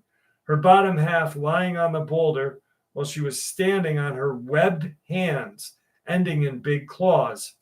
Her hair was moving in the wind, and that was weird, like snakes, but they weren't snakes. I don't know how else to describe it.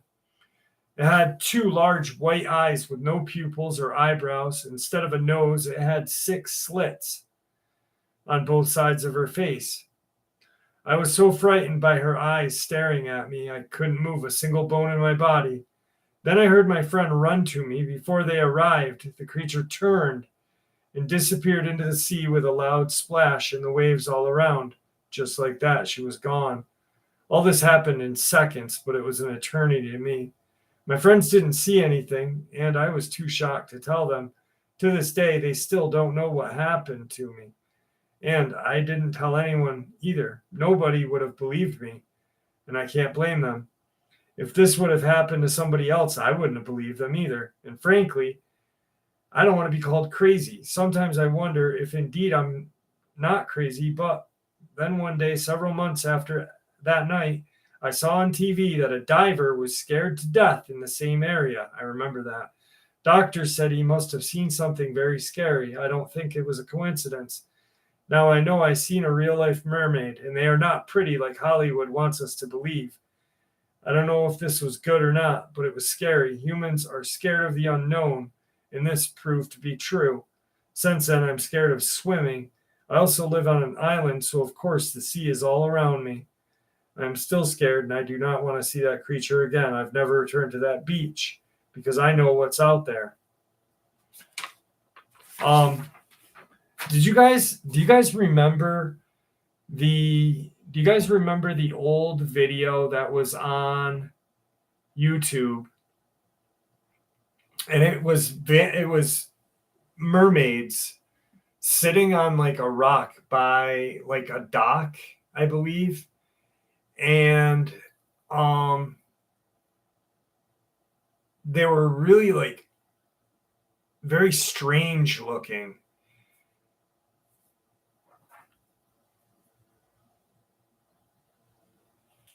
Matt Fury, what's up, brother? Yeah, they were on like these rocks, and it was just really weird looking. And I really truly believe that they may have been real mermaids.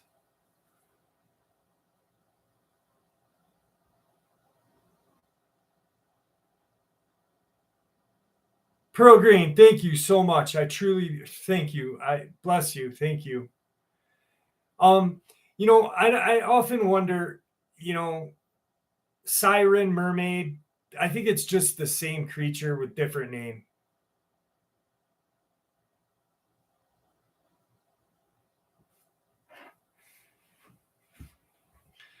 What's up, Georgianne? I mean, my friend who's Salish Indian, Native American, lived in Washington, and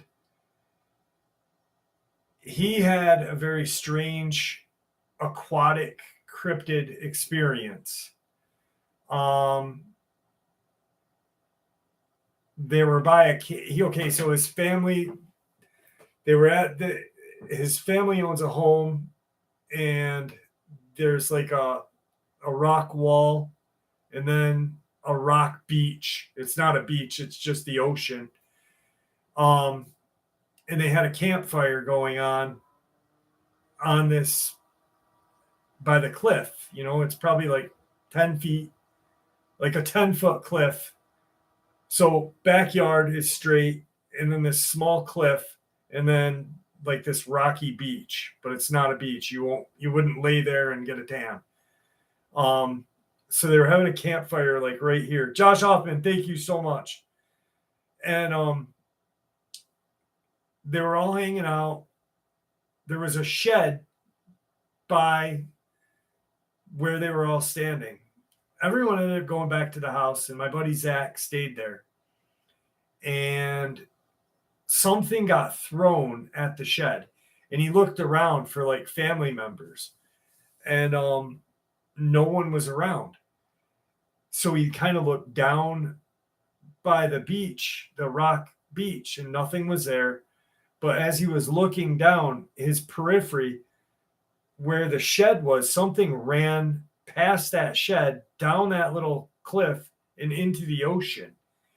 And just really strange because it ran like just gone. So, Josh, once again, thank you. I didn't mean to not thank you, like bless you and stuff, but bless you. I was just in the middle of the story, brother. So thank you so much, man. You guys really are awesome. Thank you.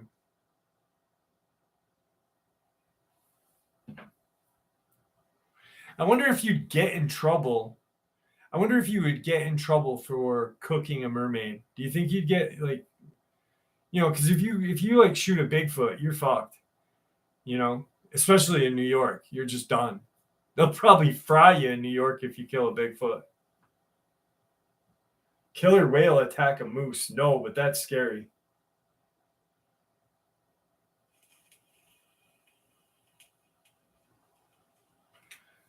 Ronnie P, yeah, I share that video on my channel. That's by your house? Wow.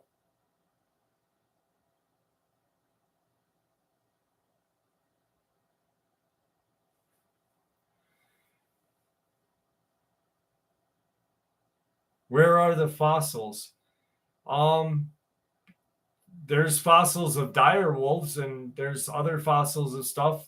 So you just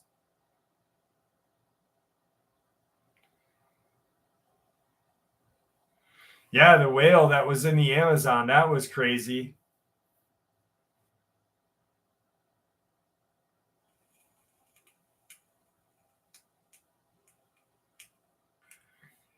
That's another thing is like states, and I've said this, states, unlike the federal government who loves to waste money, right?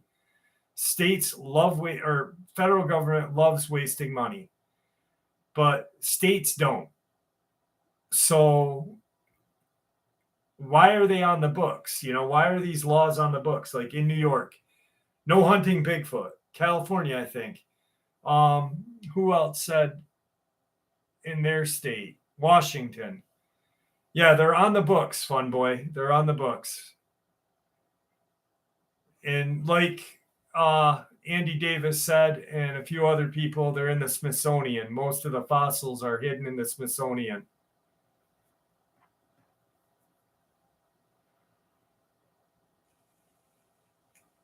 But you see what I mean? Like New York State has a law against killing Bigfoot, but I forget what state has a Bigfoot hunting season. Hang on one second.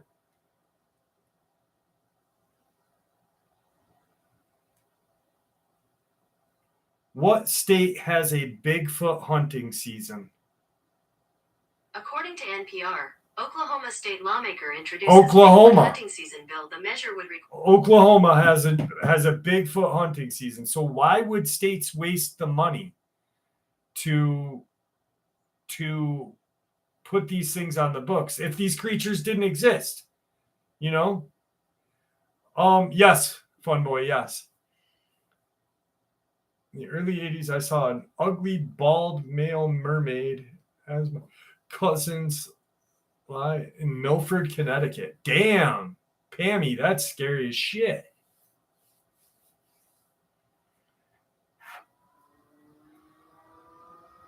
Well, Claudia Ackley, my dear friend, and it's crazy because channels this pissed me off. There was channels making videos about Claudia and like they knew her and shit, and it was just for views. It was so disgusting, but she was probably one of the like most driven people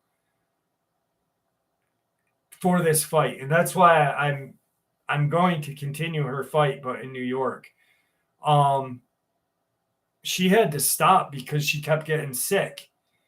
And yeah, Josh Turner knew her.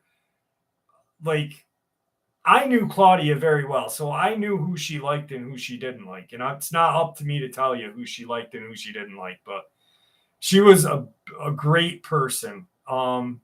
She didn't trust too many people, that's for sure. She was awesome, man. Wow.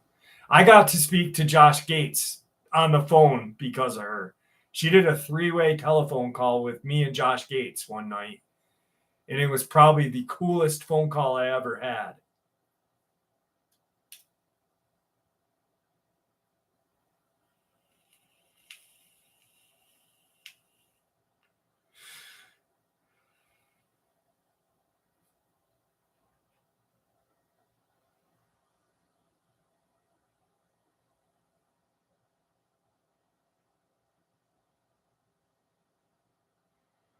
Just scrolling through in case I missed anything.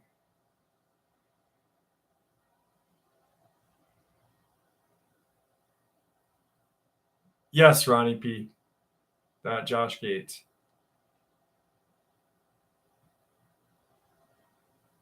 Super nice guy. Super nice guy. Death Angel, the band, Andy? They're a good band. They were a good band.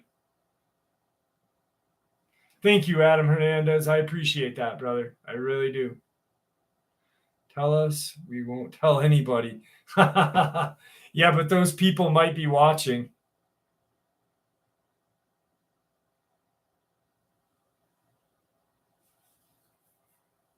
I like Wu-Tang Clan for rap. Wu-Tang Clan's probably like my favorite rap.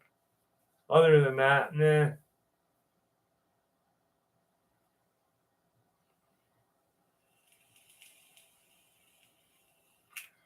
Gravity Cheeseburger's got a big old crush on Josh.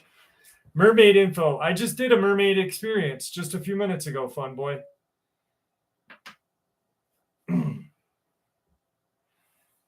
Jeff, going back up September. Be careful when you do.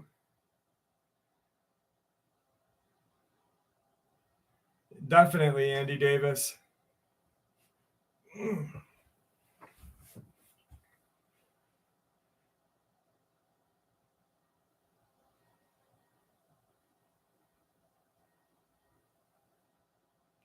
Wu-Tang's double. Wu-Tang's the greatest, man. I don't care. Like, I grew up on them, so I will always have respect for them. And you know what's cool is like a lot of people don't realize, like, this is funny. So like back in the 80s and 70s and 80s, did you know like CBGBs and stuff like that? When punk was huge, rap was accepted because they had nowhere else to rap. You know what I mean?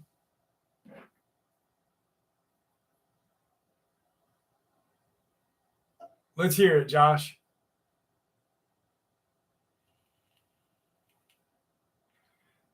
No, I have not, Big Gun. I'll look at that though. Gravediggers is the greatest. 6 feet deep, baby. Stalk the night, digging in your dirt, or digging in your skirt. I spark the night like a Rasta with reefer, and to my right is the gatekeeper. Libra poet.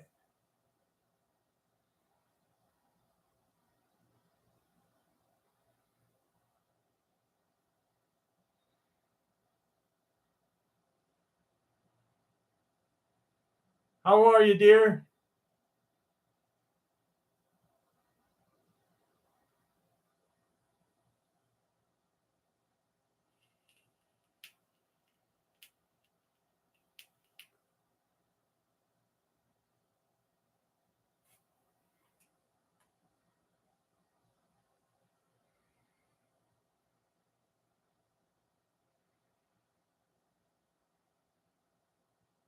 Haha, Josh, because Dawn is tough on Grease. Damn.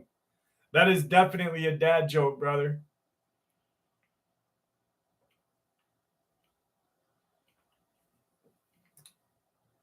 Cowboy Five Rings, how are you? That's right, baby. That's right.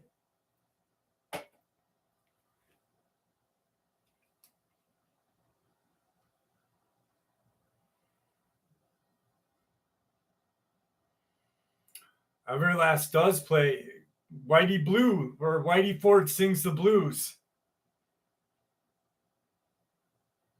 Johnny Calories. Method Man has his own like weed company out and shit. They deliver it.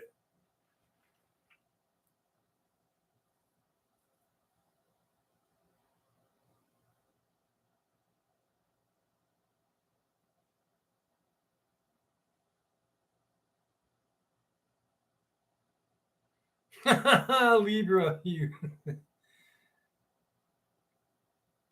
Bone Thugs.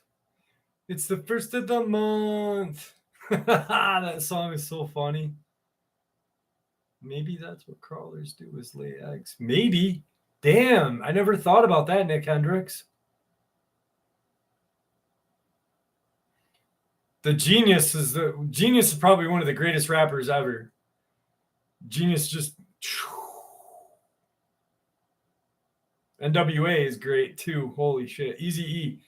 Eazy-E is like one of the most underrated rappers probably ever. Eazy-E. And Gangster Nip. I guarantee nobody probably heard of. Maybe a few of you guys heard of Gangsta Nip. He was awesome though. We talk about crazy shit on this.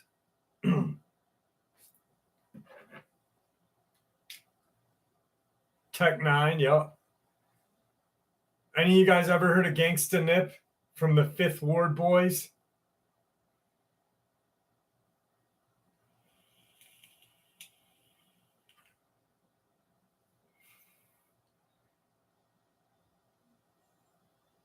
Yellow Wolf is great too, yeah. I only like Yellow Wolf because his name. No, actually, he's a fantastic rapper too. He's a fantastic artist.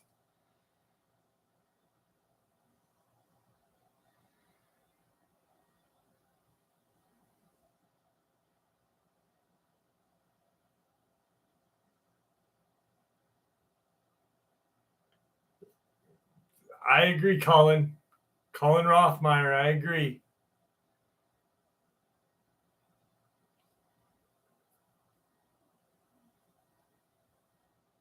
Tim McDonald or McDonald or whatever, he's pretty decent. I like Barry Manilow. Barry Manilow's decent. Barry Manilow's got his own swing.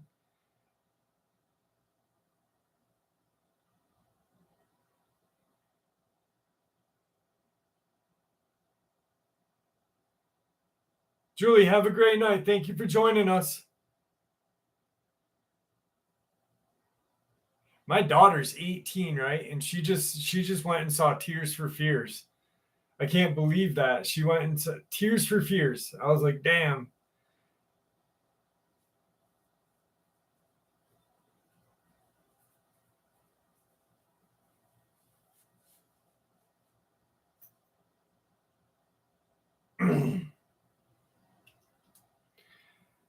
Destiny, I didn't realize how big Jelly Roll was. Holy shit. Jelly Roll needs to lay off those jelly rolls. Too Short, IE Native Too Short is that, man, that the Pimp Rhymes or whatever that song was.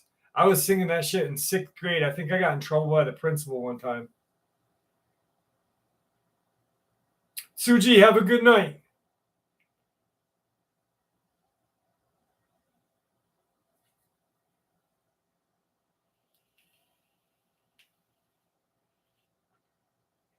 I've been listening to this band that I listened to back in the day when I was a kid. Not when I was a kid, when I was in my 20s. Does any of you guys remember that band called Deadsy?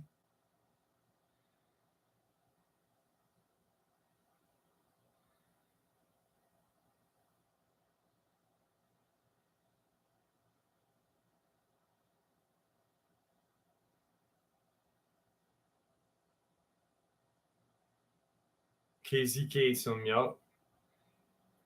Charlie Knight, yeah. Well, no, they weren't really a prodigy of Korn, but Gramercy Park, it was Greg Allman's son, Cher and Greg Allman's son created created Deadsy. They're a great band. No, Deadsy. Deadsy. I just got done listening to the cocktails. That's funny. That's so funny. Toto, yeah. Little bit of 80s love right there. Duran Duran, Depeche Mode. I think Depeche Mode just did a Dogman or a Werewolf song. I think it was Depeche Mode.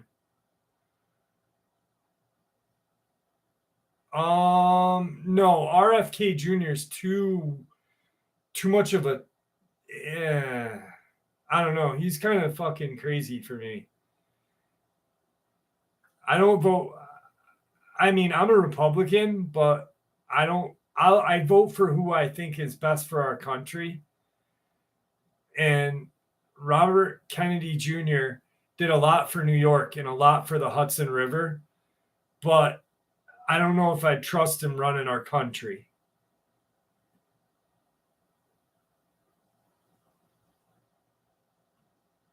Good night, Josh. Have a great night. It was awesome having you here, brother. Thank you again for blessing.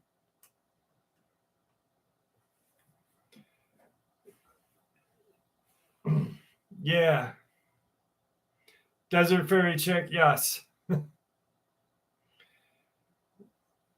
Well, here's the thing you got to think about. Like, Korea is threatening us with nukes right now. South or North Korea. Russia and Belarus are just crazy with nukes. So we need a president in there with some nuts. You know, our next president has to have a fucking ball, one ball that big, and the other one has to be just a little bit bigger. You know what I mean? So, I mean, damn. I don't know if our next president should be a babbling conspiracist. Maybe. I don't know. I don't want the world to go up in a fucking mushroom cloud. That's my biggest fear. So, I mean, who knows?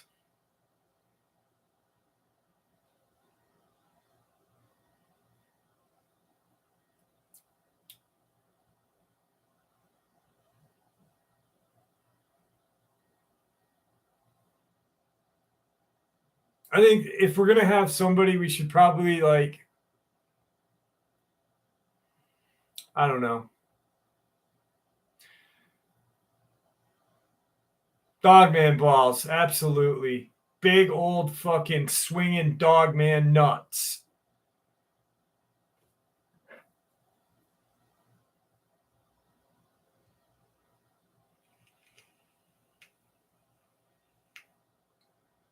I will, Johnny Calories.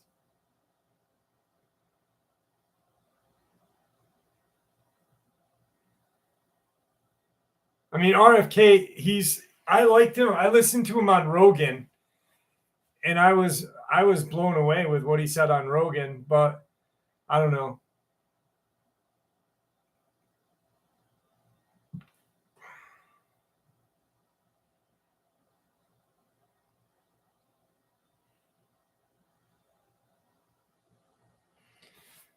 Me for president.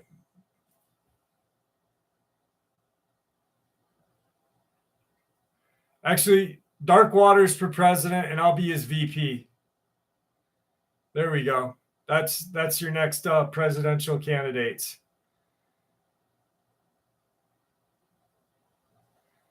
Yeah, he did, Charlie. You're absolutely right. He did. Well, Adam Hernandez, running a country is a business.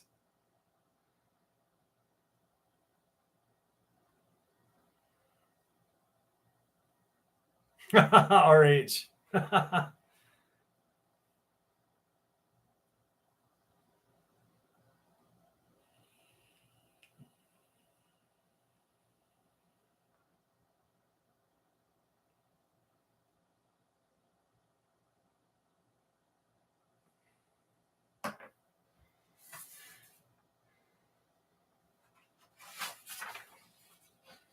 Find something good here.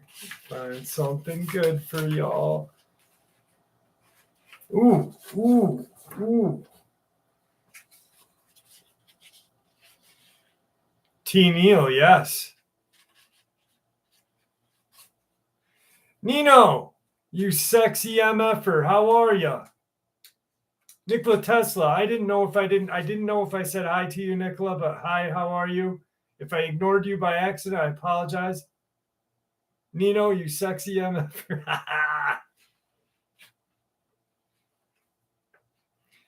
Aqualord, I'll just watch you. I'll just watch you and have fun. I don't smoke, brother, but I'll still hang out.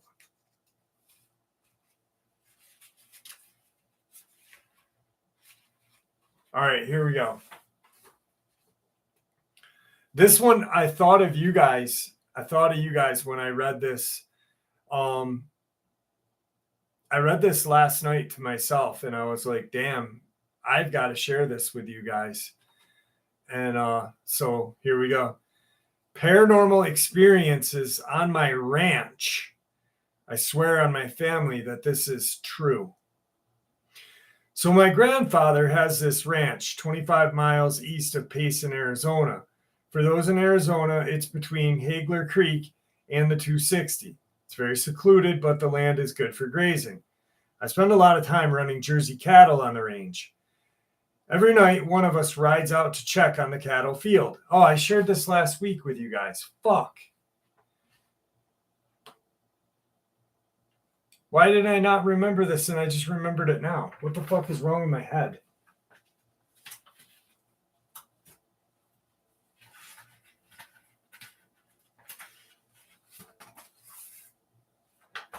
Okay, here we go. Jeff, could you please do Spirit Level 333? I just did a whole video on Australian encounters. Yeah, no, Jane. I'm gonna message her and make sure she's okay, actually. Joe, thank you so much. Thank you. You're awesome.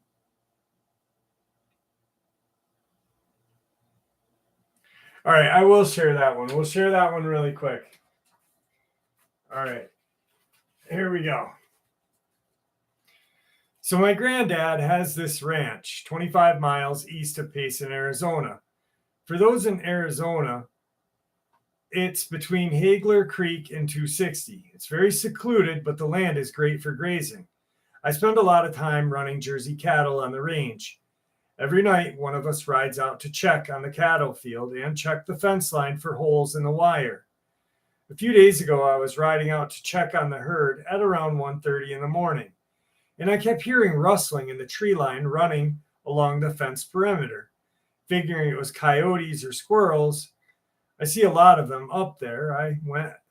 It went away every 10 or 15 minutes, and then I'd hear it again. The second time I heard it, I was off of my horse, walking him to a little water trough. The cows were about 150 yards away, just within my view with the moonlight.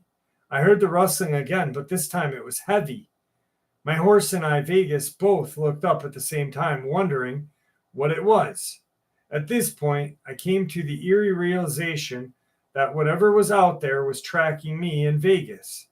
Didn't seem so interested in the cattle. So in an attempt to scare it off, I got back on Vegas, my horse, grabbed my whip and uncoiled it. I do not use my whip on animals. I only use it to make loud noise, and cracked it a few times rather than using my pistol. The rustling stopped in the forest and it was dead quiet once more. Not thinking much about it, I went back to the head count. I marked 38 head. All the cattle were there, so I started on my way back to the house. I was about 3.5 miles away. It's a bit of a trail ride to get back. It was about 10 minutes of silence until I heard that rustling again. At this point, I'm getting pissed. I figured it was some little dumbass coyote thinking we were going to get to lead him somewhere. So I called my granddad on the radio. There is 0 cell service out here, and told him that I was going to fire my pistol and not to get worried. So I reached down and pulled my revolver from my side. For all of you guys who like firearms, It's a replica Colt 45 Peacemaker chambered in 45 Colt. I fired one round into the air. The rustling stopped as the shot rang out through the woods and mountains. My ears rang and the smell of gunpowder filled my nose. After I calmed Vegas down, I started riding back. Only the rustling came back 5 minutes later. I started getting very nervous at this point because usually coyotes run away when they get scared from a loud noise. I did not have a flashlight on me because, well, I'm dumb and forgot. So I used my lame-ass iPhone flashlight and dismounted. I slowly walked to the tree line where I heard the rustling as I grabbed my gun out again, ready for an animal to jump at me or something. I flashed my light around, and to my right, I heard the rustling about 100 feet away. I turned over, and to my surprise and confusion, I saw a black silhouette of a horse run across the trail. I immediately thought, shit, is that one of our horses? If that's someone else's horse. So I rode over there to where I saw the horse shaking with anxiety. I looked and was confused as to how a horse even ran out and into the forest because it's so thick with shrubbery. And when I looked back behind me to start riding back, I stopped frozen in fear. I dropped my gun and heard the sound of it hitting the ground. About 50 feet away was a silhouette of a man wearing a flat-brimmed hat that appeared to have chaps on. I picked my gun up and aimed it at the figure, and it was gone. I got back on Vegas and rode like the wind, constantly looking behind me. I made it back to my granddad's house, and he tried to calm me down and said, I've had many weird experiences out there.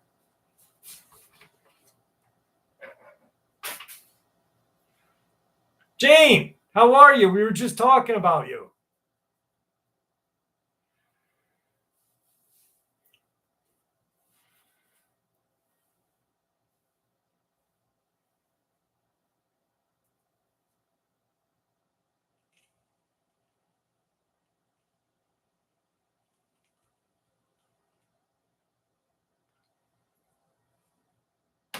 Adam, where was that? Adam Emerson. What lake was that, my friend?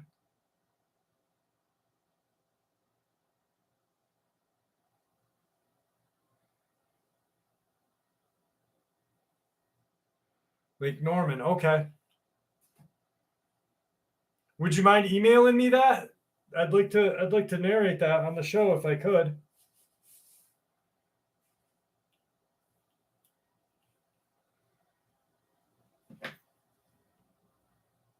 Yes, that's right. I'm sorry.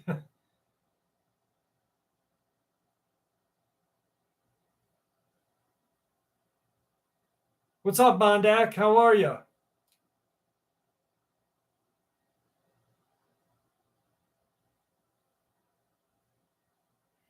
Matt, was that up in the Adirondacks or down by where you are?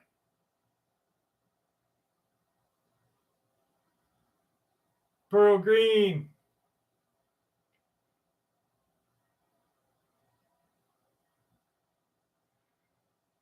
I don't know. Matt, Champlain, New York. Was that by Dresden? Was it the old Dresden station?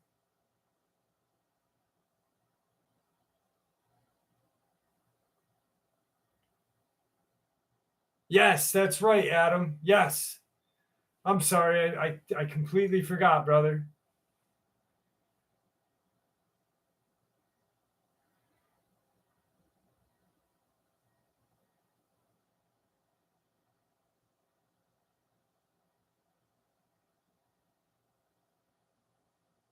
I keep going, but lately.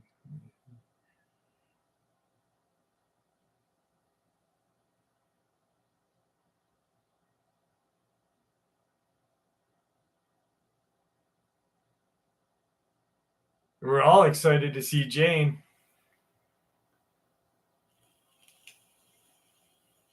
Thanks, Ronnie P. What did I miss with Sonia? What did Sonia say?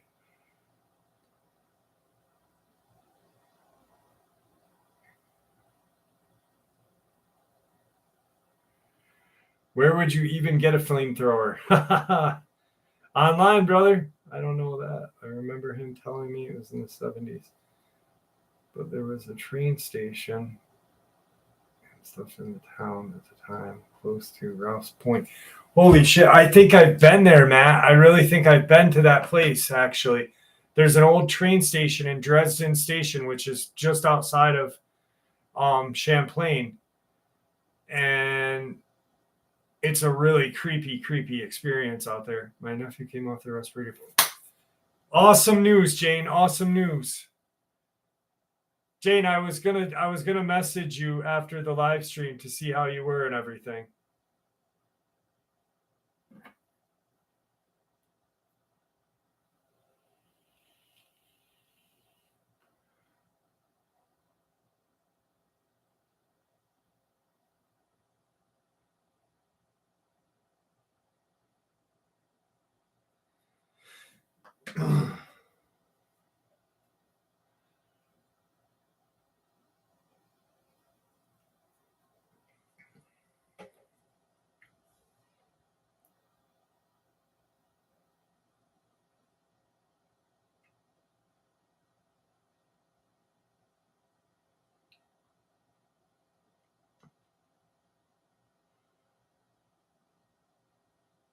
Thanks, Jane. Thank you. That is amazing news, man. I'll rockin' steady. I'll pick Tigger up in a minute. He's right here sleeping on the floor. I don't want to piss him off. You know what? I'm going to piss him off. Hang on. I'll get him up. Jane, I'm going to get Tigger to show you real quick. Here we go. Hey, what doing, buddy? Oh, come here. Come here. Oh. Oh. Hey, buddy. Here he is, guys.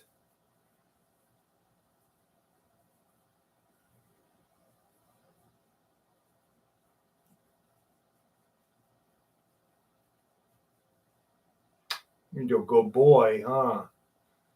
Yeah, good boy. He's got a bigger fan base than I do. There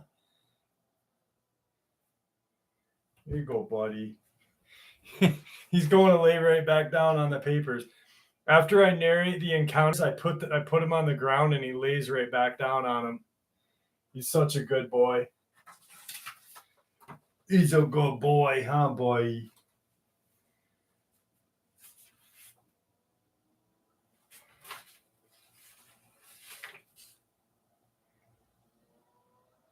Here we go. All right. I think what we'll do is this will be the last encounter that I narrate for the night, but we'll just shoot the shit for a little bit after that. Is that all right with you guys?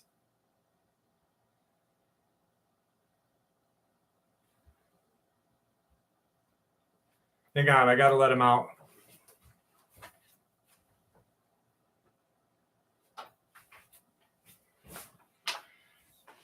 So is that cool? All right. So I'll narrate this one, and then we'll shoot. All right. Good stuff.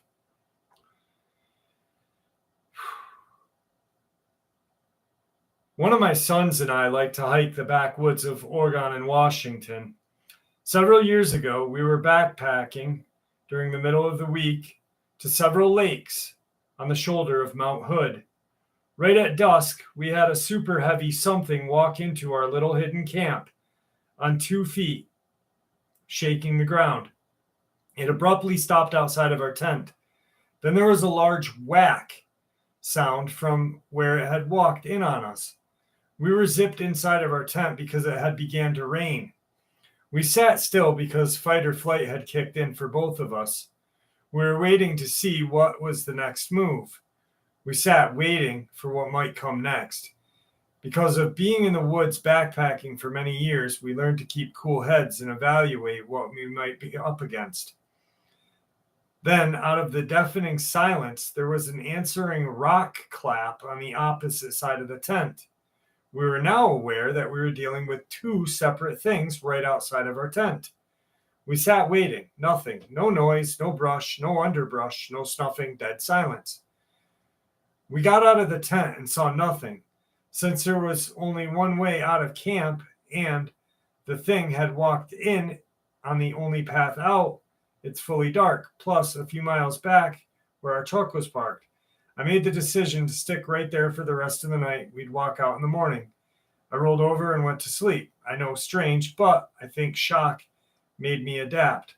My son laid awake most of the night, expecting for them to come back. They didn't. No smell, no noise beyond the 2 signals we heard coming from different directions. The creepiest part of this whole experience was the tranquil retreat. What animal arrives shaking the ground, sends and receives a signal, then melts away without a sound? I was so glad my son was there with me on this trip. It was helpful to have someone with me.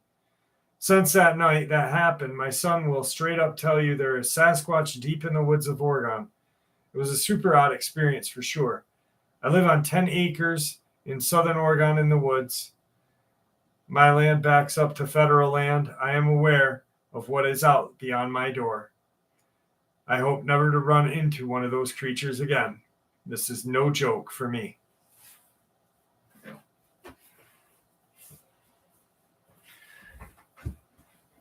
Libra, will you write me a song?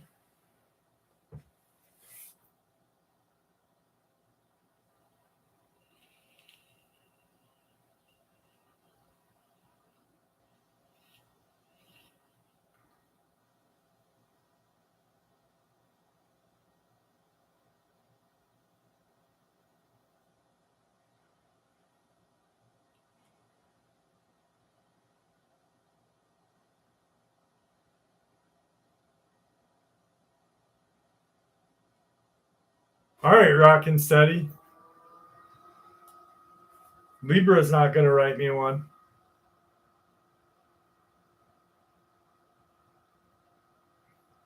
Oh, she will. What's up, little horse? How are you? Bobby Allen, how are you? Oh, okay. Here's a crazy experience. So I'm just going to ask, and for those of you who do, just put yes or no in the thing.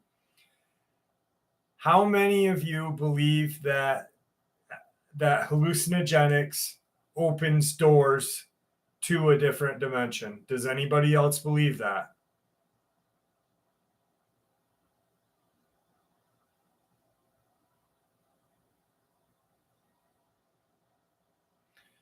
All right. So I was like 16 years old, and I'm going to share this crazy encounter with you guys. So it was me, my friend Eugene, his brother Sean, our friend Joel, and a kid named Jeff. And Jeff was from like Stillwater, this small town outside of ours. We didn't know him. He was friends with our friend Eugene. They played baseball together. They played summer league baseball together. So one day, it was daytime. It was a hot summer's day. This Jeff kid shows up at the house and he's like, listen, I got micro dots. Do you guys want to take them? And, we're 16, so we were like, hell yeah. So we each took the dot and we sat there for a while and it started to kick in and we started sweating profusely. So we ended up going out into the woods. And this is really strange. This is a really fucked up story. So we end up just walking into these woods. Even though it was our town, we weren't really familiar with where we were because our town is pretty big. There's the land mass is big.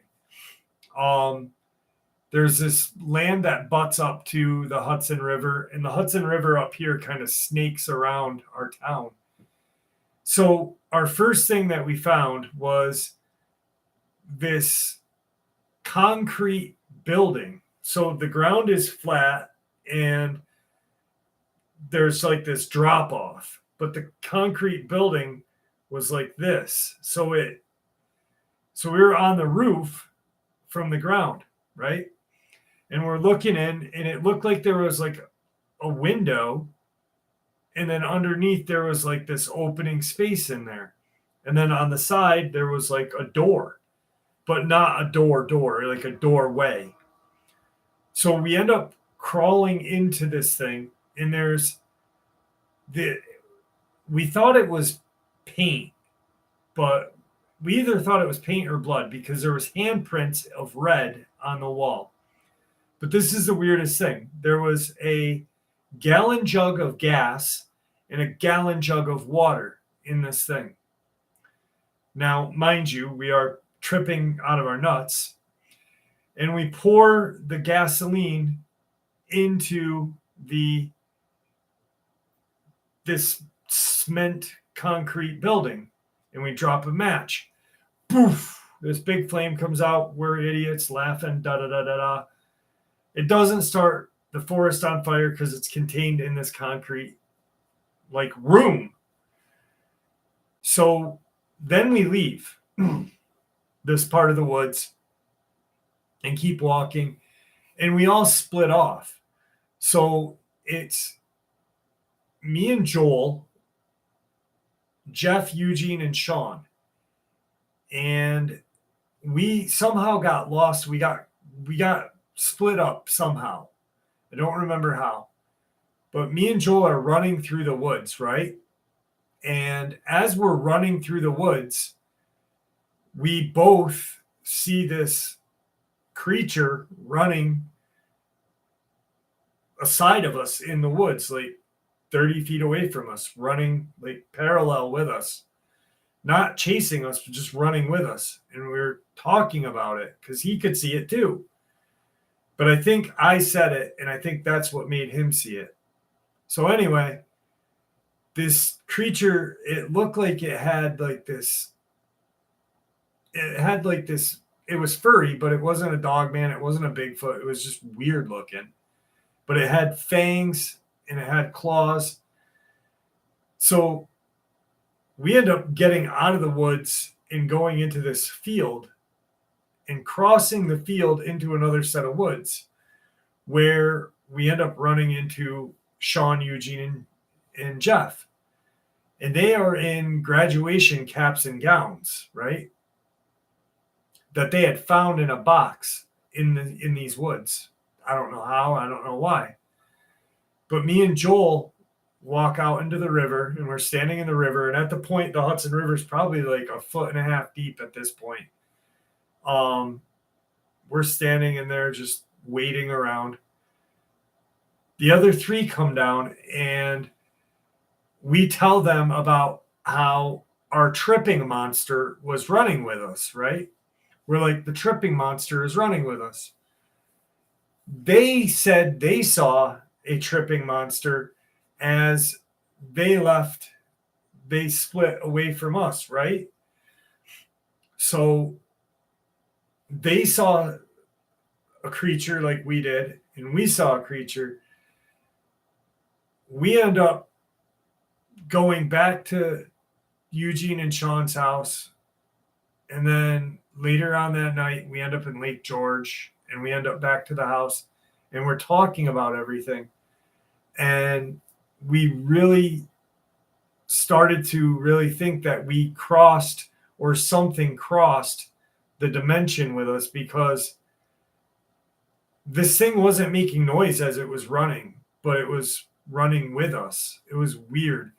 A very strange experience.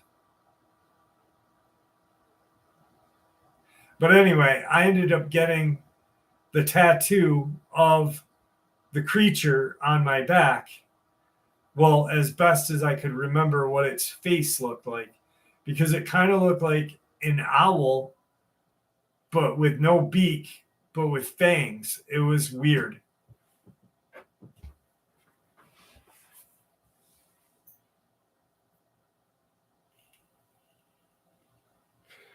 No, it was furry. It was furry.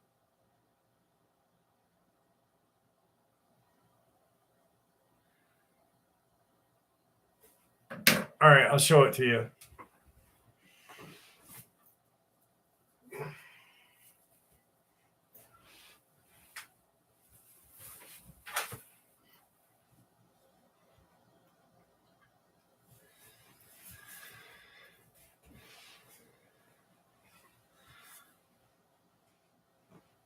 Did you guys see it? So that's what that thing looked like.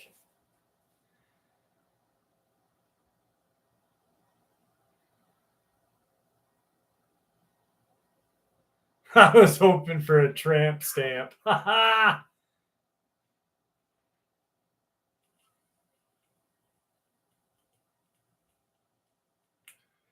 it was running aside of us. It was so fucking weird, man. It wasn't a dog, man, and it wasn't a Bigfoot. But the weirdest part about that whole thing, right, was us finding this. It was like a cement room. It was just this room with gas and water in there. We have no idea what the fuck this was. It was so weird. Malik. I don't know. Nino.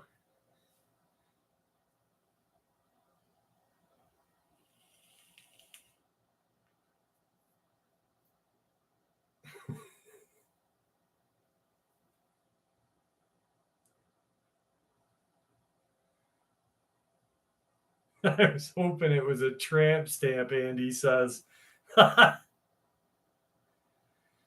Oh, Jesus Christ.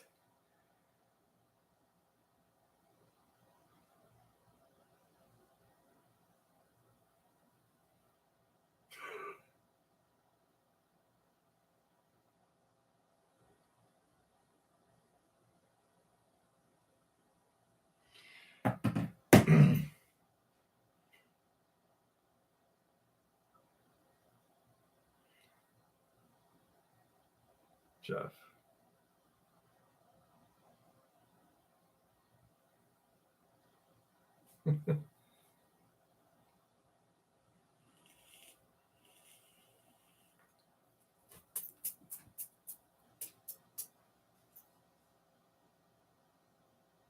I know, Jane. I really, actually, the night that I messaged you, I was going to see if you wanted to come on too, but then that's when you told me about your nephew.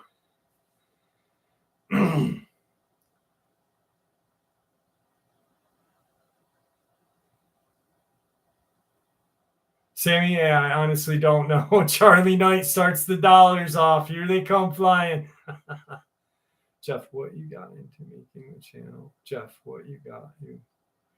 What got me? Okay, so, what got me into the channel was I had nothing to do with my life. I was on disability. I was like 113 pounds. I was really sick, and I have like a whole library of books about cryptids and the paranormal and stuff like that. And I watched a channel that had a similar name to mine, and I said I can do something different than that, and I did. And now I'm glad I started the channel because I got to meet all you awesome guys.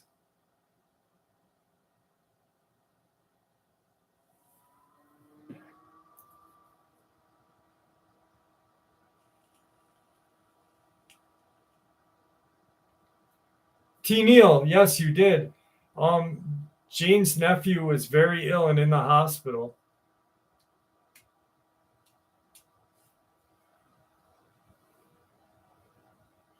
Jimmy hit me up with 2. Thank you, brother. What books would you recommend? What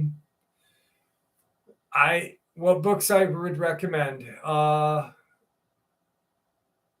I got a lot. Holy shit. Obviously, Linda Godfrey, the werewolf book.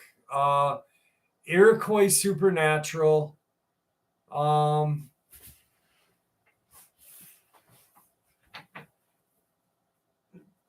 Real Werewolf by Linda Godfrey. Cryptid Creatures from Dark Domains by Timothy Green Beckley. J. Ryan Abney cryptid book. Mysteries Unwrapped, Real Monsters. That was my first cryptid book that I bought in 1995. Winged Cryptids, Bigfoot in Maine, Werewolves by Jody Cook, Cryptid Paranormal, a whole bunch. Probably the best one would be The Real Wolfman by Linda Godfrey. Thank you, Sammy A. I appreciate that.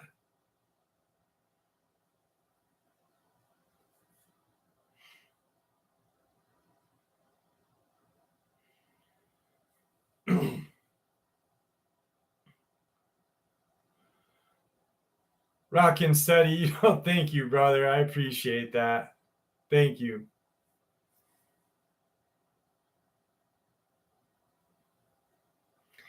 When did I meet Dark Waters? Okay, here's a good one. So a lot of you know that Dark Waters back in the day had there was a lot of hate for Dark Waters back in the day. I didn't see your strip club donations. LOL. A lot of back in the day, probably 4 years ago, there was just a lot of hatred going around Dark Waters. With like Swamp Dweller, King Spooky, a bunch of creepy pasta fucking tools. They were being like a bunch of bitches. Libra, thank you, baby. And I remember I messaged James and I was like, hey, what's going on is crazy. I've got a small channel. I had like 300 subs at the time. And he reached back out to me and we hit it off immediately. So from that day forth, he and I have been really close, like really, really close. We don't only talk about like cryptids together, but we talk about our families and stuff like that. I've got his back 100%. I know he's got my back 100%.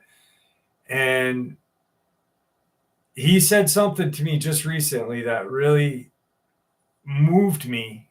We were talking about 5 days ago, and he said, Jeff, out of everybody that I've met on YouTube, like YouTube and other researchers, when I see you calling me, he's like, I know that I'm going to hear from a friend, not from somebody that wants something from me. And that made me feel good because that's how I look at him, and that's why I think we get along so well, is because we support each other, but we have two different takes on different things, and we can accept them too. So Libra.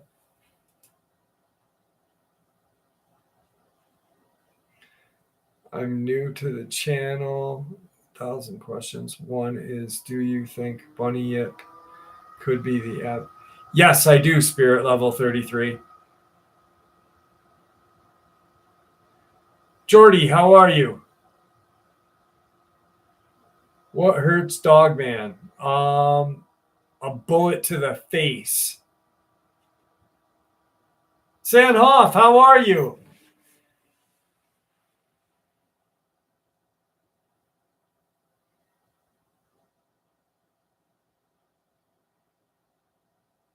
Any update, Jeff, on possible live call-ins? I've got to figure that out, to be honest with you. Libra. I gotta sit down and figure everything out because I want it to be good.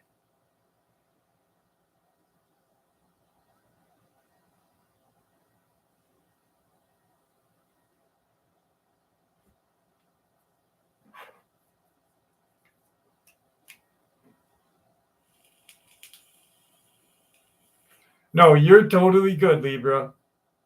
Sanhoff ignored me. I asked Sanhoff how she was before everyone else. Just kidding, San. No, you're good, Libra. I want to get it done. I really want to sit down and figure out a way of getting it done. I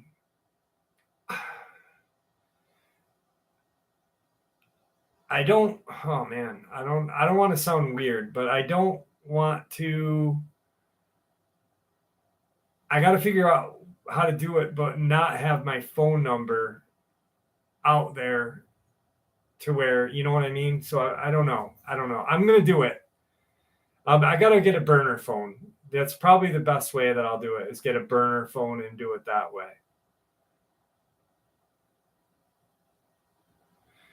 Status on the book. Charlie, with everything that's been going on, I kind of stopped for a little bit, but it'll be coming soon. That's the best I can say. Oh, the juice came out. That sucks, Aqualord. Jeff, that sounded weird. What sounded weird, Andy? Get a 900 number? No. I'll probably just get like a burner phone. That way I can put, or an 800 number. And that way I can put it out there. Hey, if you want to call. He's doing so much better, Jane. Thank you for asking. Actually, Jane, my oldest daughter just moved home, and like a week ago, her and her boyfriend now live with me, and we went and saw my dad today. So yeah, it was good.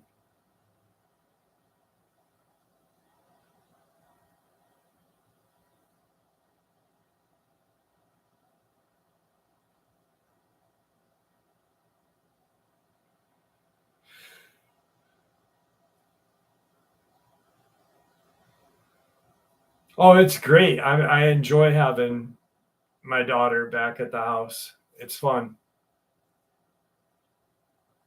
And she just got her permit like 2 weeks ago. So that was 3 weeks ago. 2 weeks ago, 3 weeks ago. And then last night, my 15-year-old, me and her, she was bored, and we took off and I took her driving. So that was cool.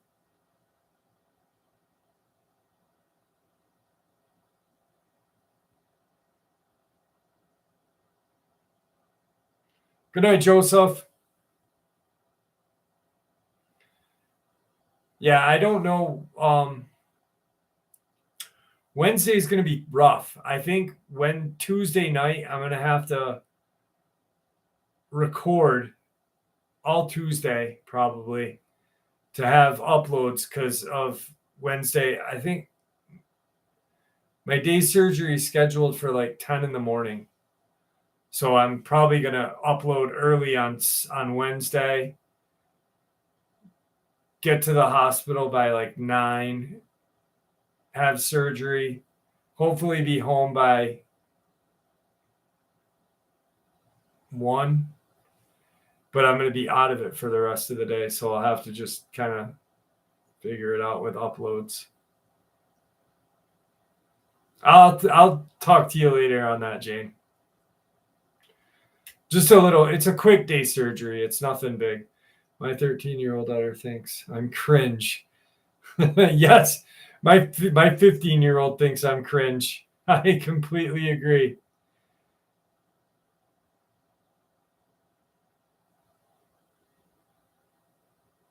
Nick, I'd probably say 10 feet is what I heard.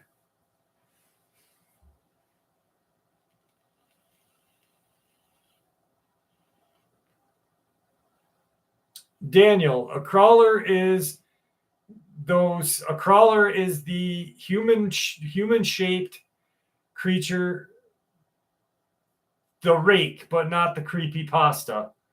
Because the rake is a creepypasta, but the creature actually exists. And that's what we call a crawler.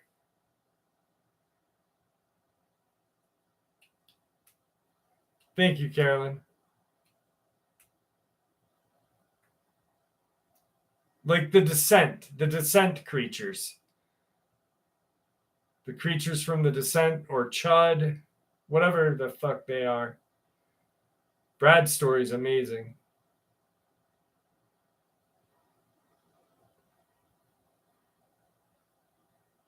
What's the difference? The rake is a creepypasta, so the rake is a made-up story. The crawler is a real creature.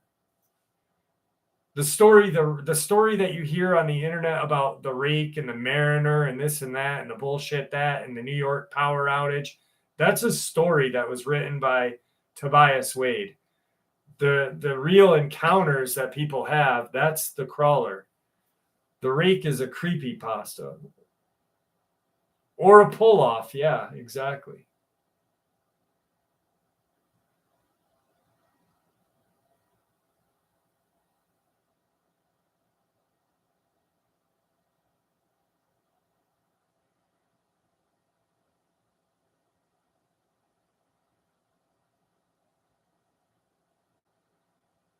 That's funny, Suze. My daughter hates it. I used to embarrass my daughter because Isabel, my youngest, her nickname is Belle, but I call her Belly Button.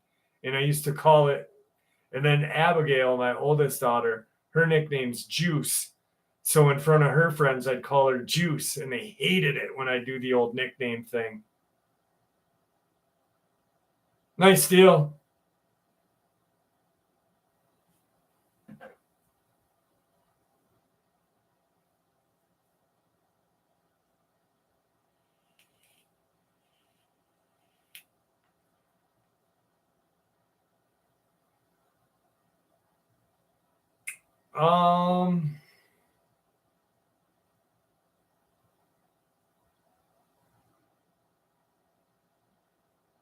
Probably the dog man.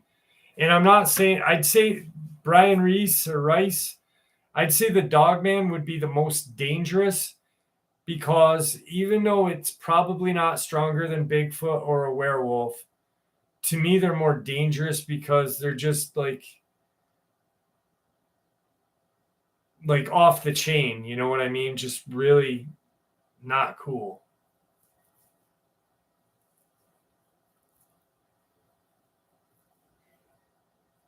Going home. No, he's Maine Coon cat.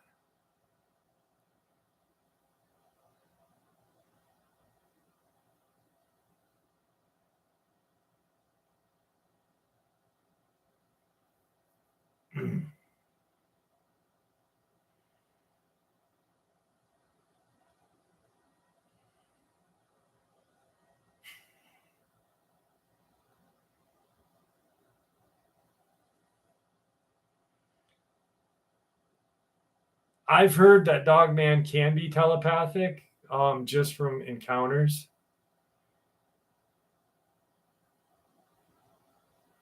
Yeah, that's crazy, Andy. That was crazy. I totally think Bigfoot and Dogman have dingleberries. Totally. I mean, with a hairy ass like that, there's got to be some kind of shit build up, right?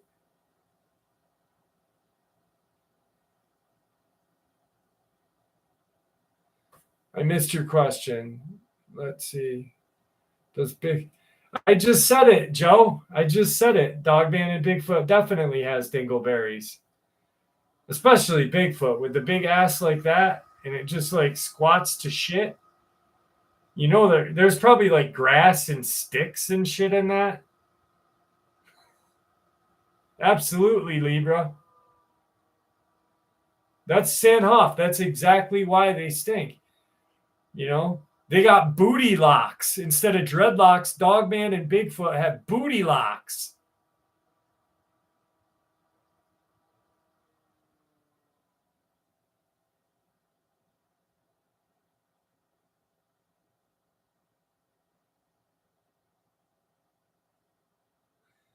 Do you think Bigfoot picks them out? Nick Hendricks, Bigfoot probably does pick his dingleberries out and flicks them at the other Bigfoot. That'd be my guess. That's what I'd do if I had Bigfoot. If I had like Bigfoot dingleberries, I'd flick them at other Bigfoot. I'd be like, "Reh."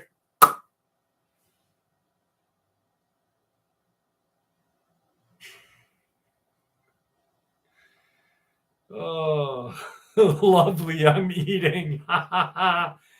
Yeah, they probably have dingleberry wars. Ding, ding, ding. Sandhoff, I have to clean Tigger's dingleberries too. So, how the fuck did we get on this? Joe Michaela, this is all your fault.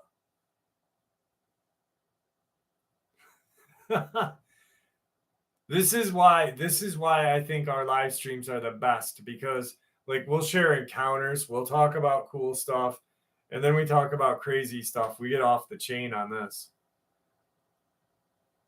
At least like last week, at least those people that were talking about doing weird stuff with cucumbers aren't here.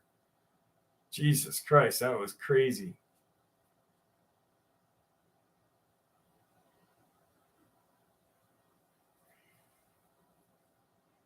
Dingleberry slingshot.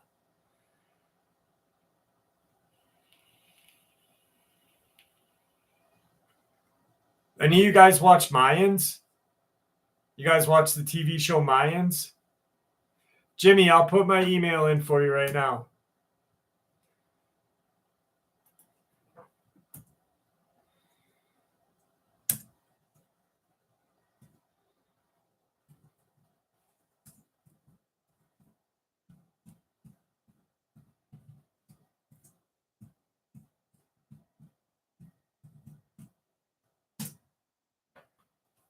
I just put it up, Jimmy.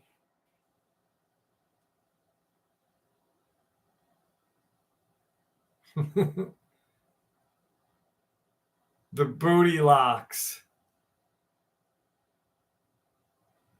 Oh, okay.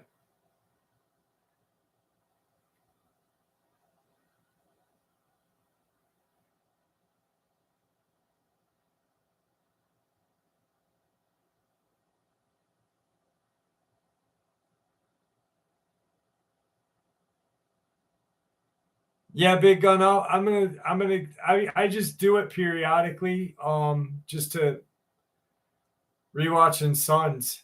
The Mayans just finished up. Yeah, Jared, the Mayans just finished season 5, and it was crazy, a crazy ending.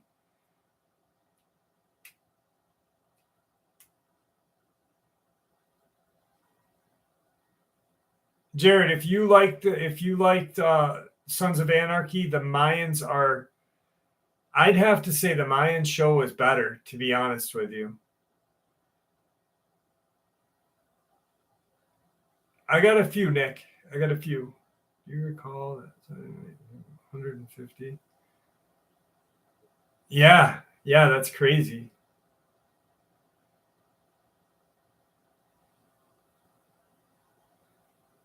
Well, Sons was great. Sons of Anarchy was great. Like season 1, 2, 3 sucked, because when they were in Ireland, like that just sucked. I thought that was the worst season. Season 3 sucked. 4 was good, 5, but then it kind of just got like repetitive, and I was like, ugh. The Mayans was just like, holy shit, what's going on? Like Oz is great. Oz is a wonderful show. Oz is a wonderful show. It's a show on prison.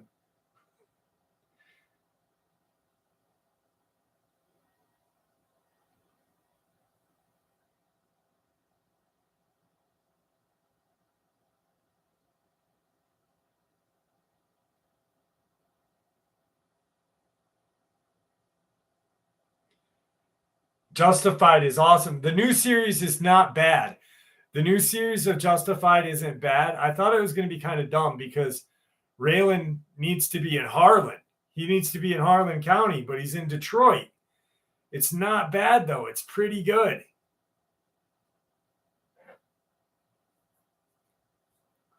The Saturday Night Live comment made me chuckle.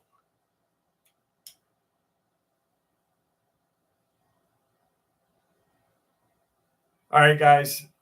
We're about 3 hours in. I want to thank you all for joining us tonight. I had a blast. I hope you guys had a blast. I can't wait until next Saturday now. I can barely keep my eyes open. So thank you guys for hanging out with me for a couple of hours. I appreciate it. And I hope that 336 people are here next week. I hope we just keep growing because it's so much fun. And thank you. I love you all. Have a great night. God bless you all too.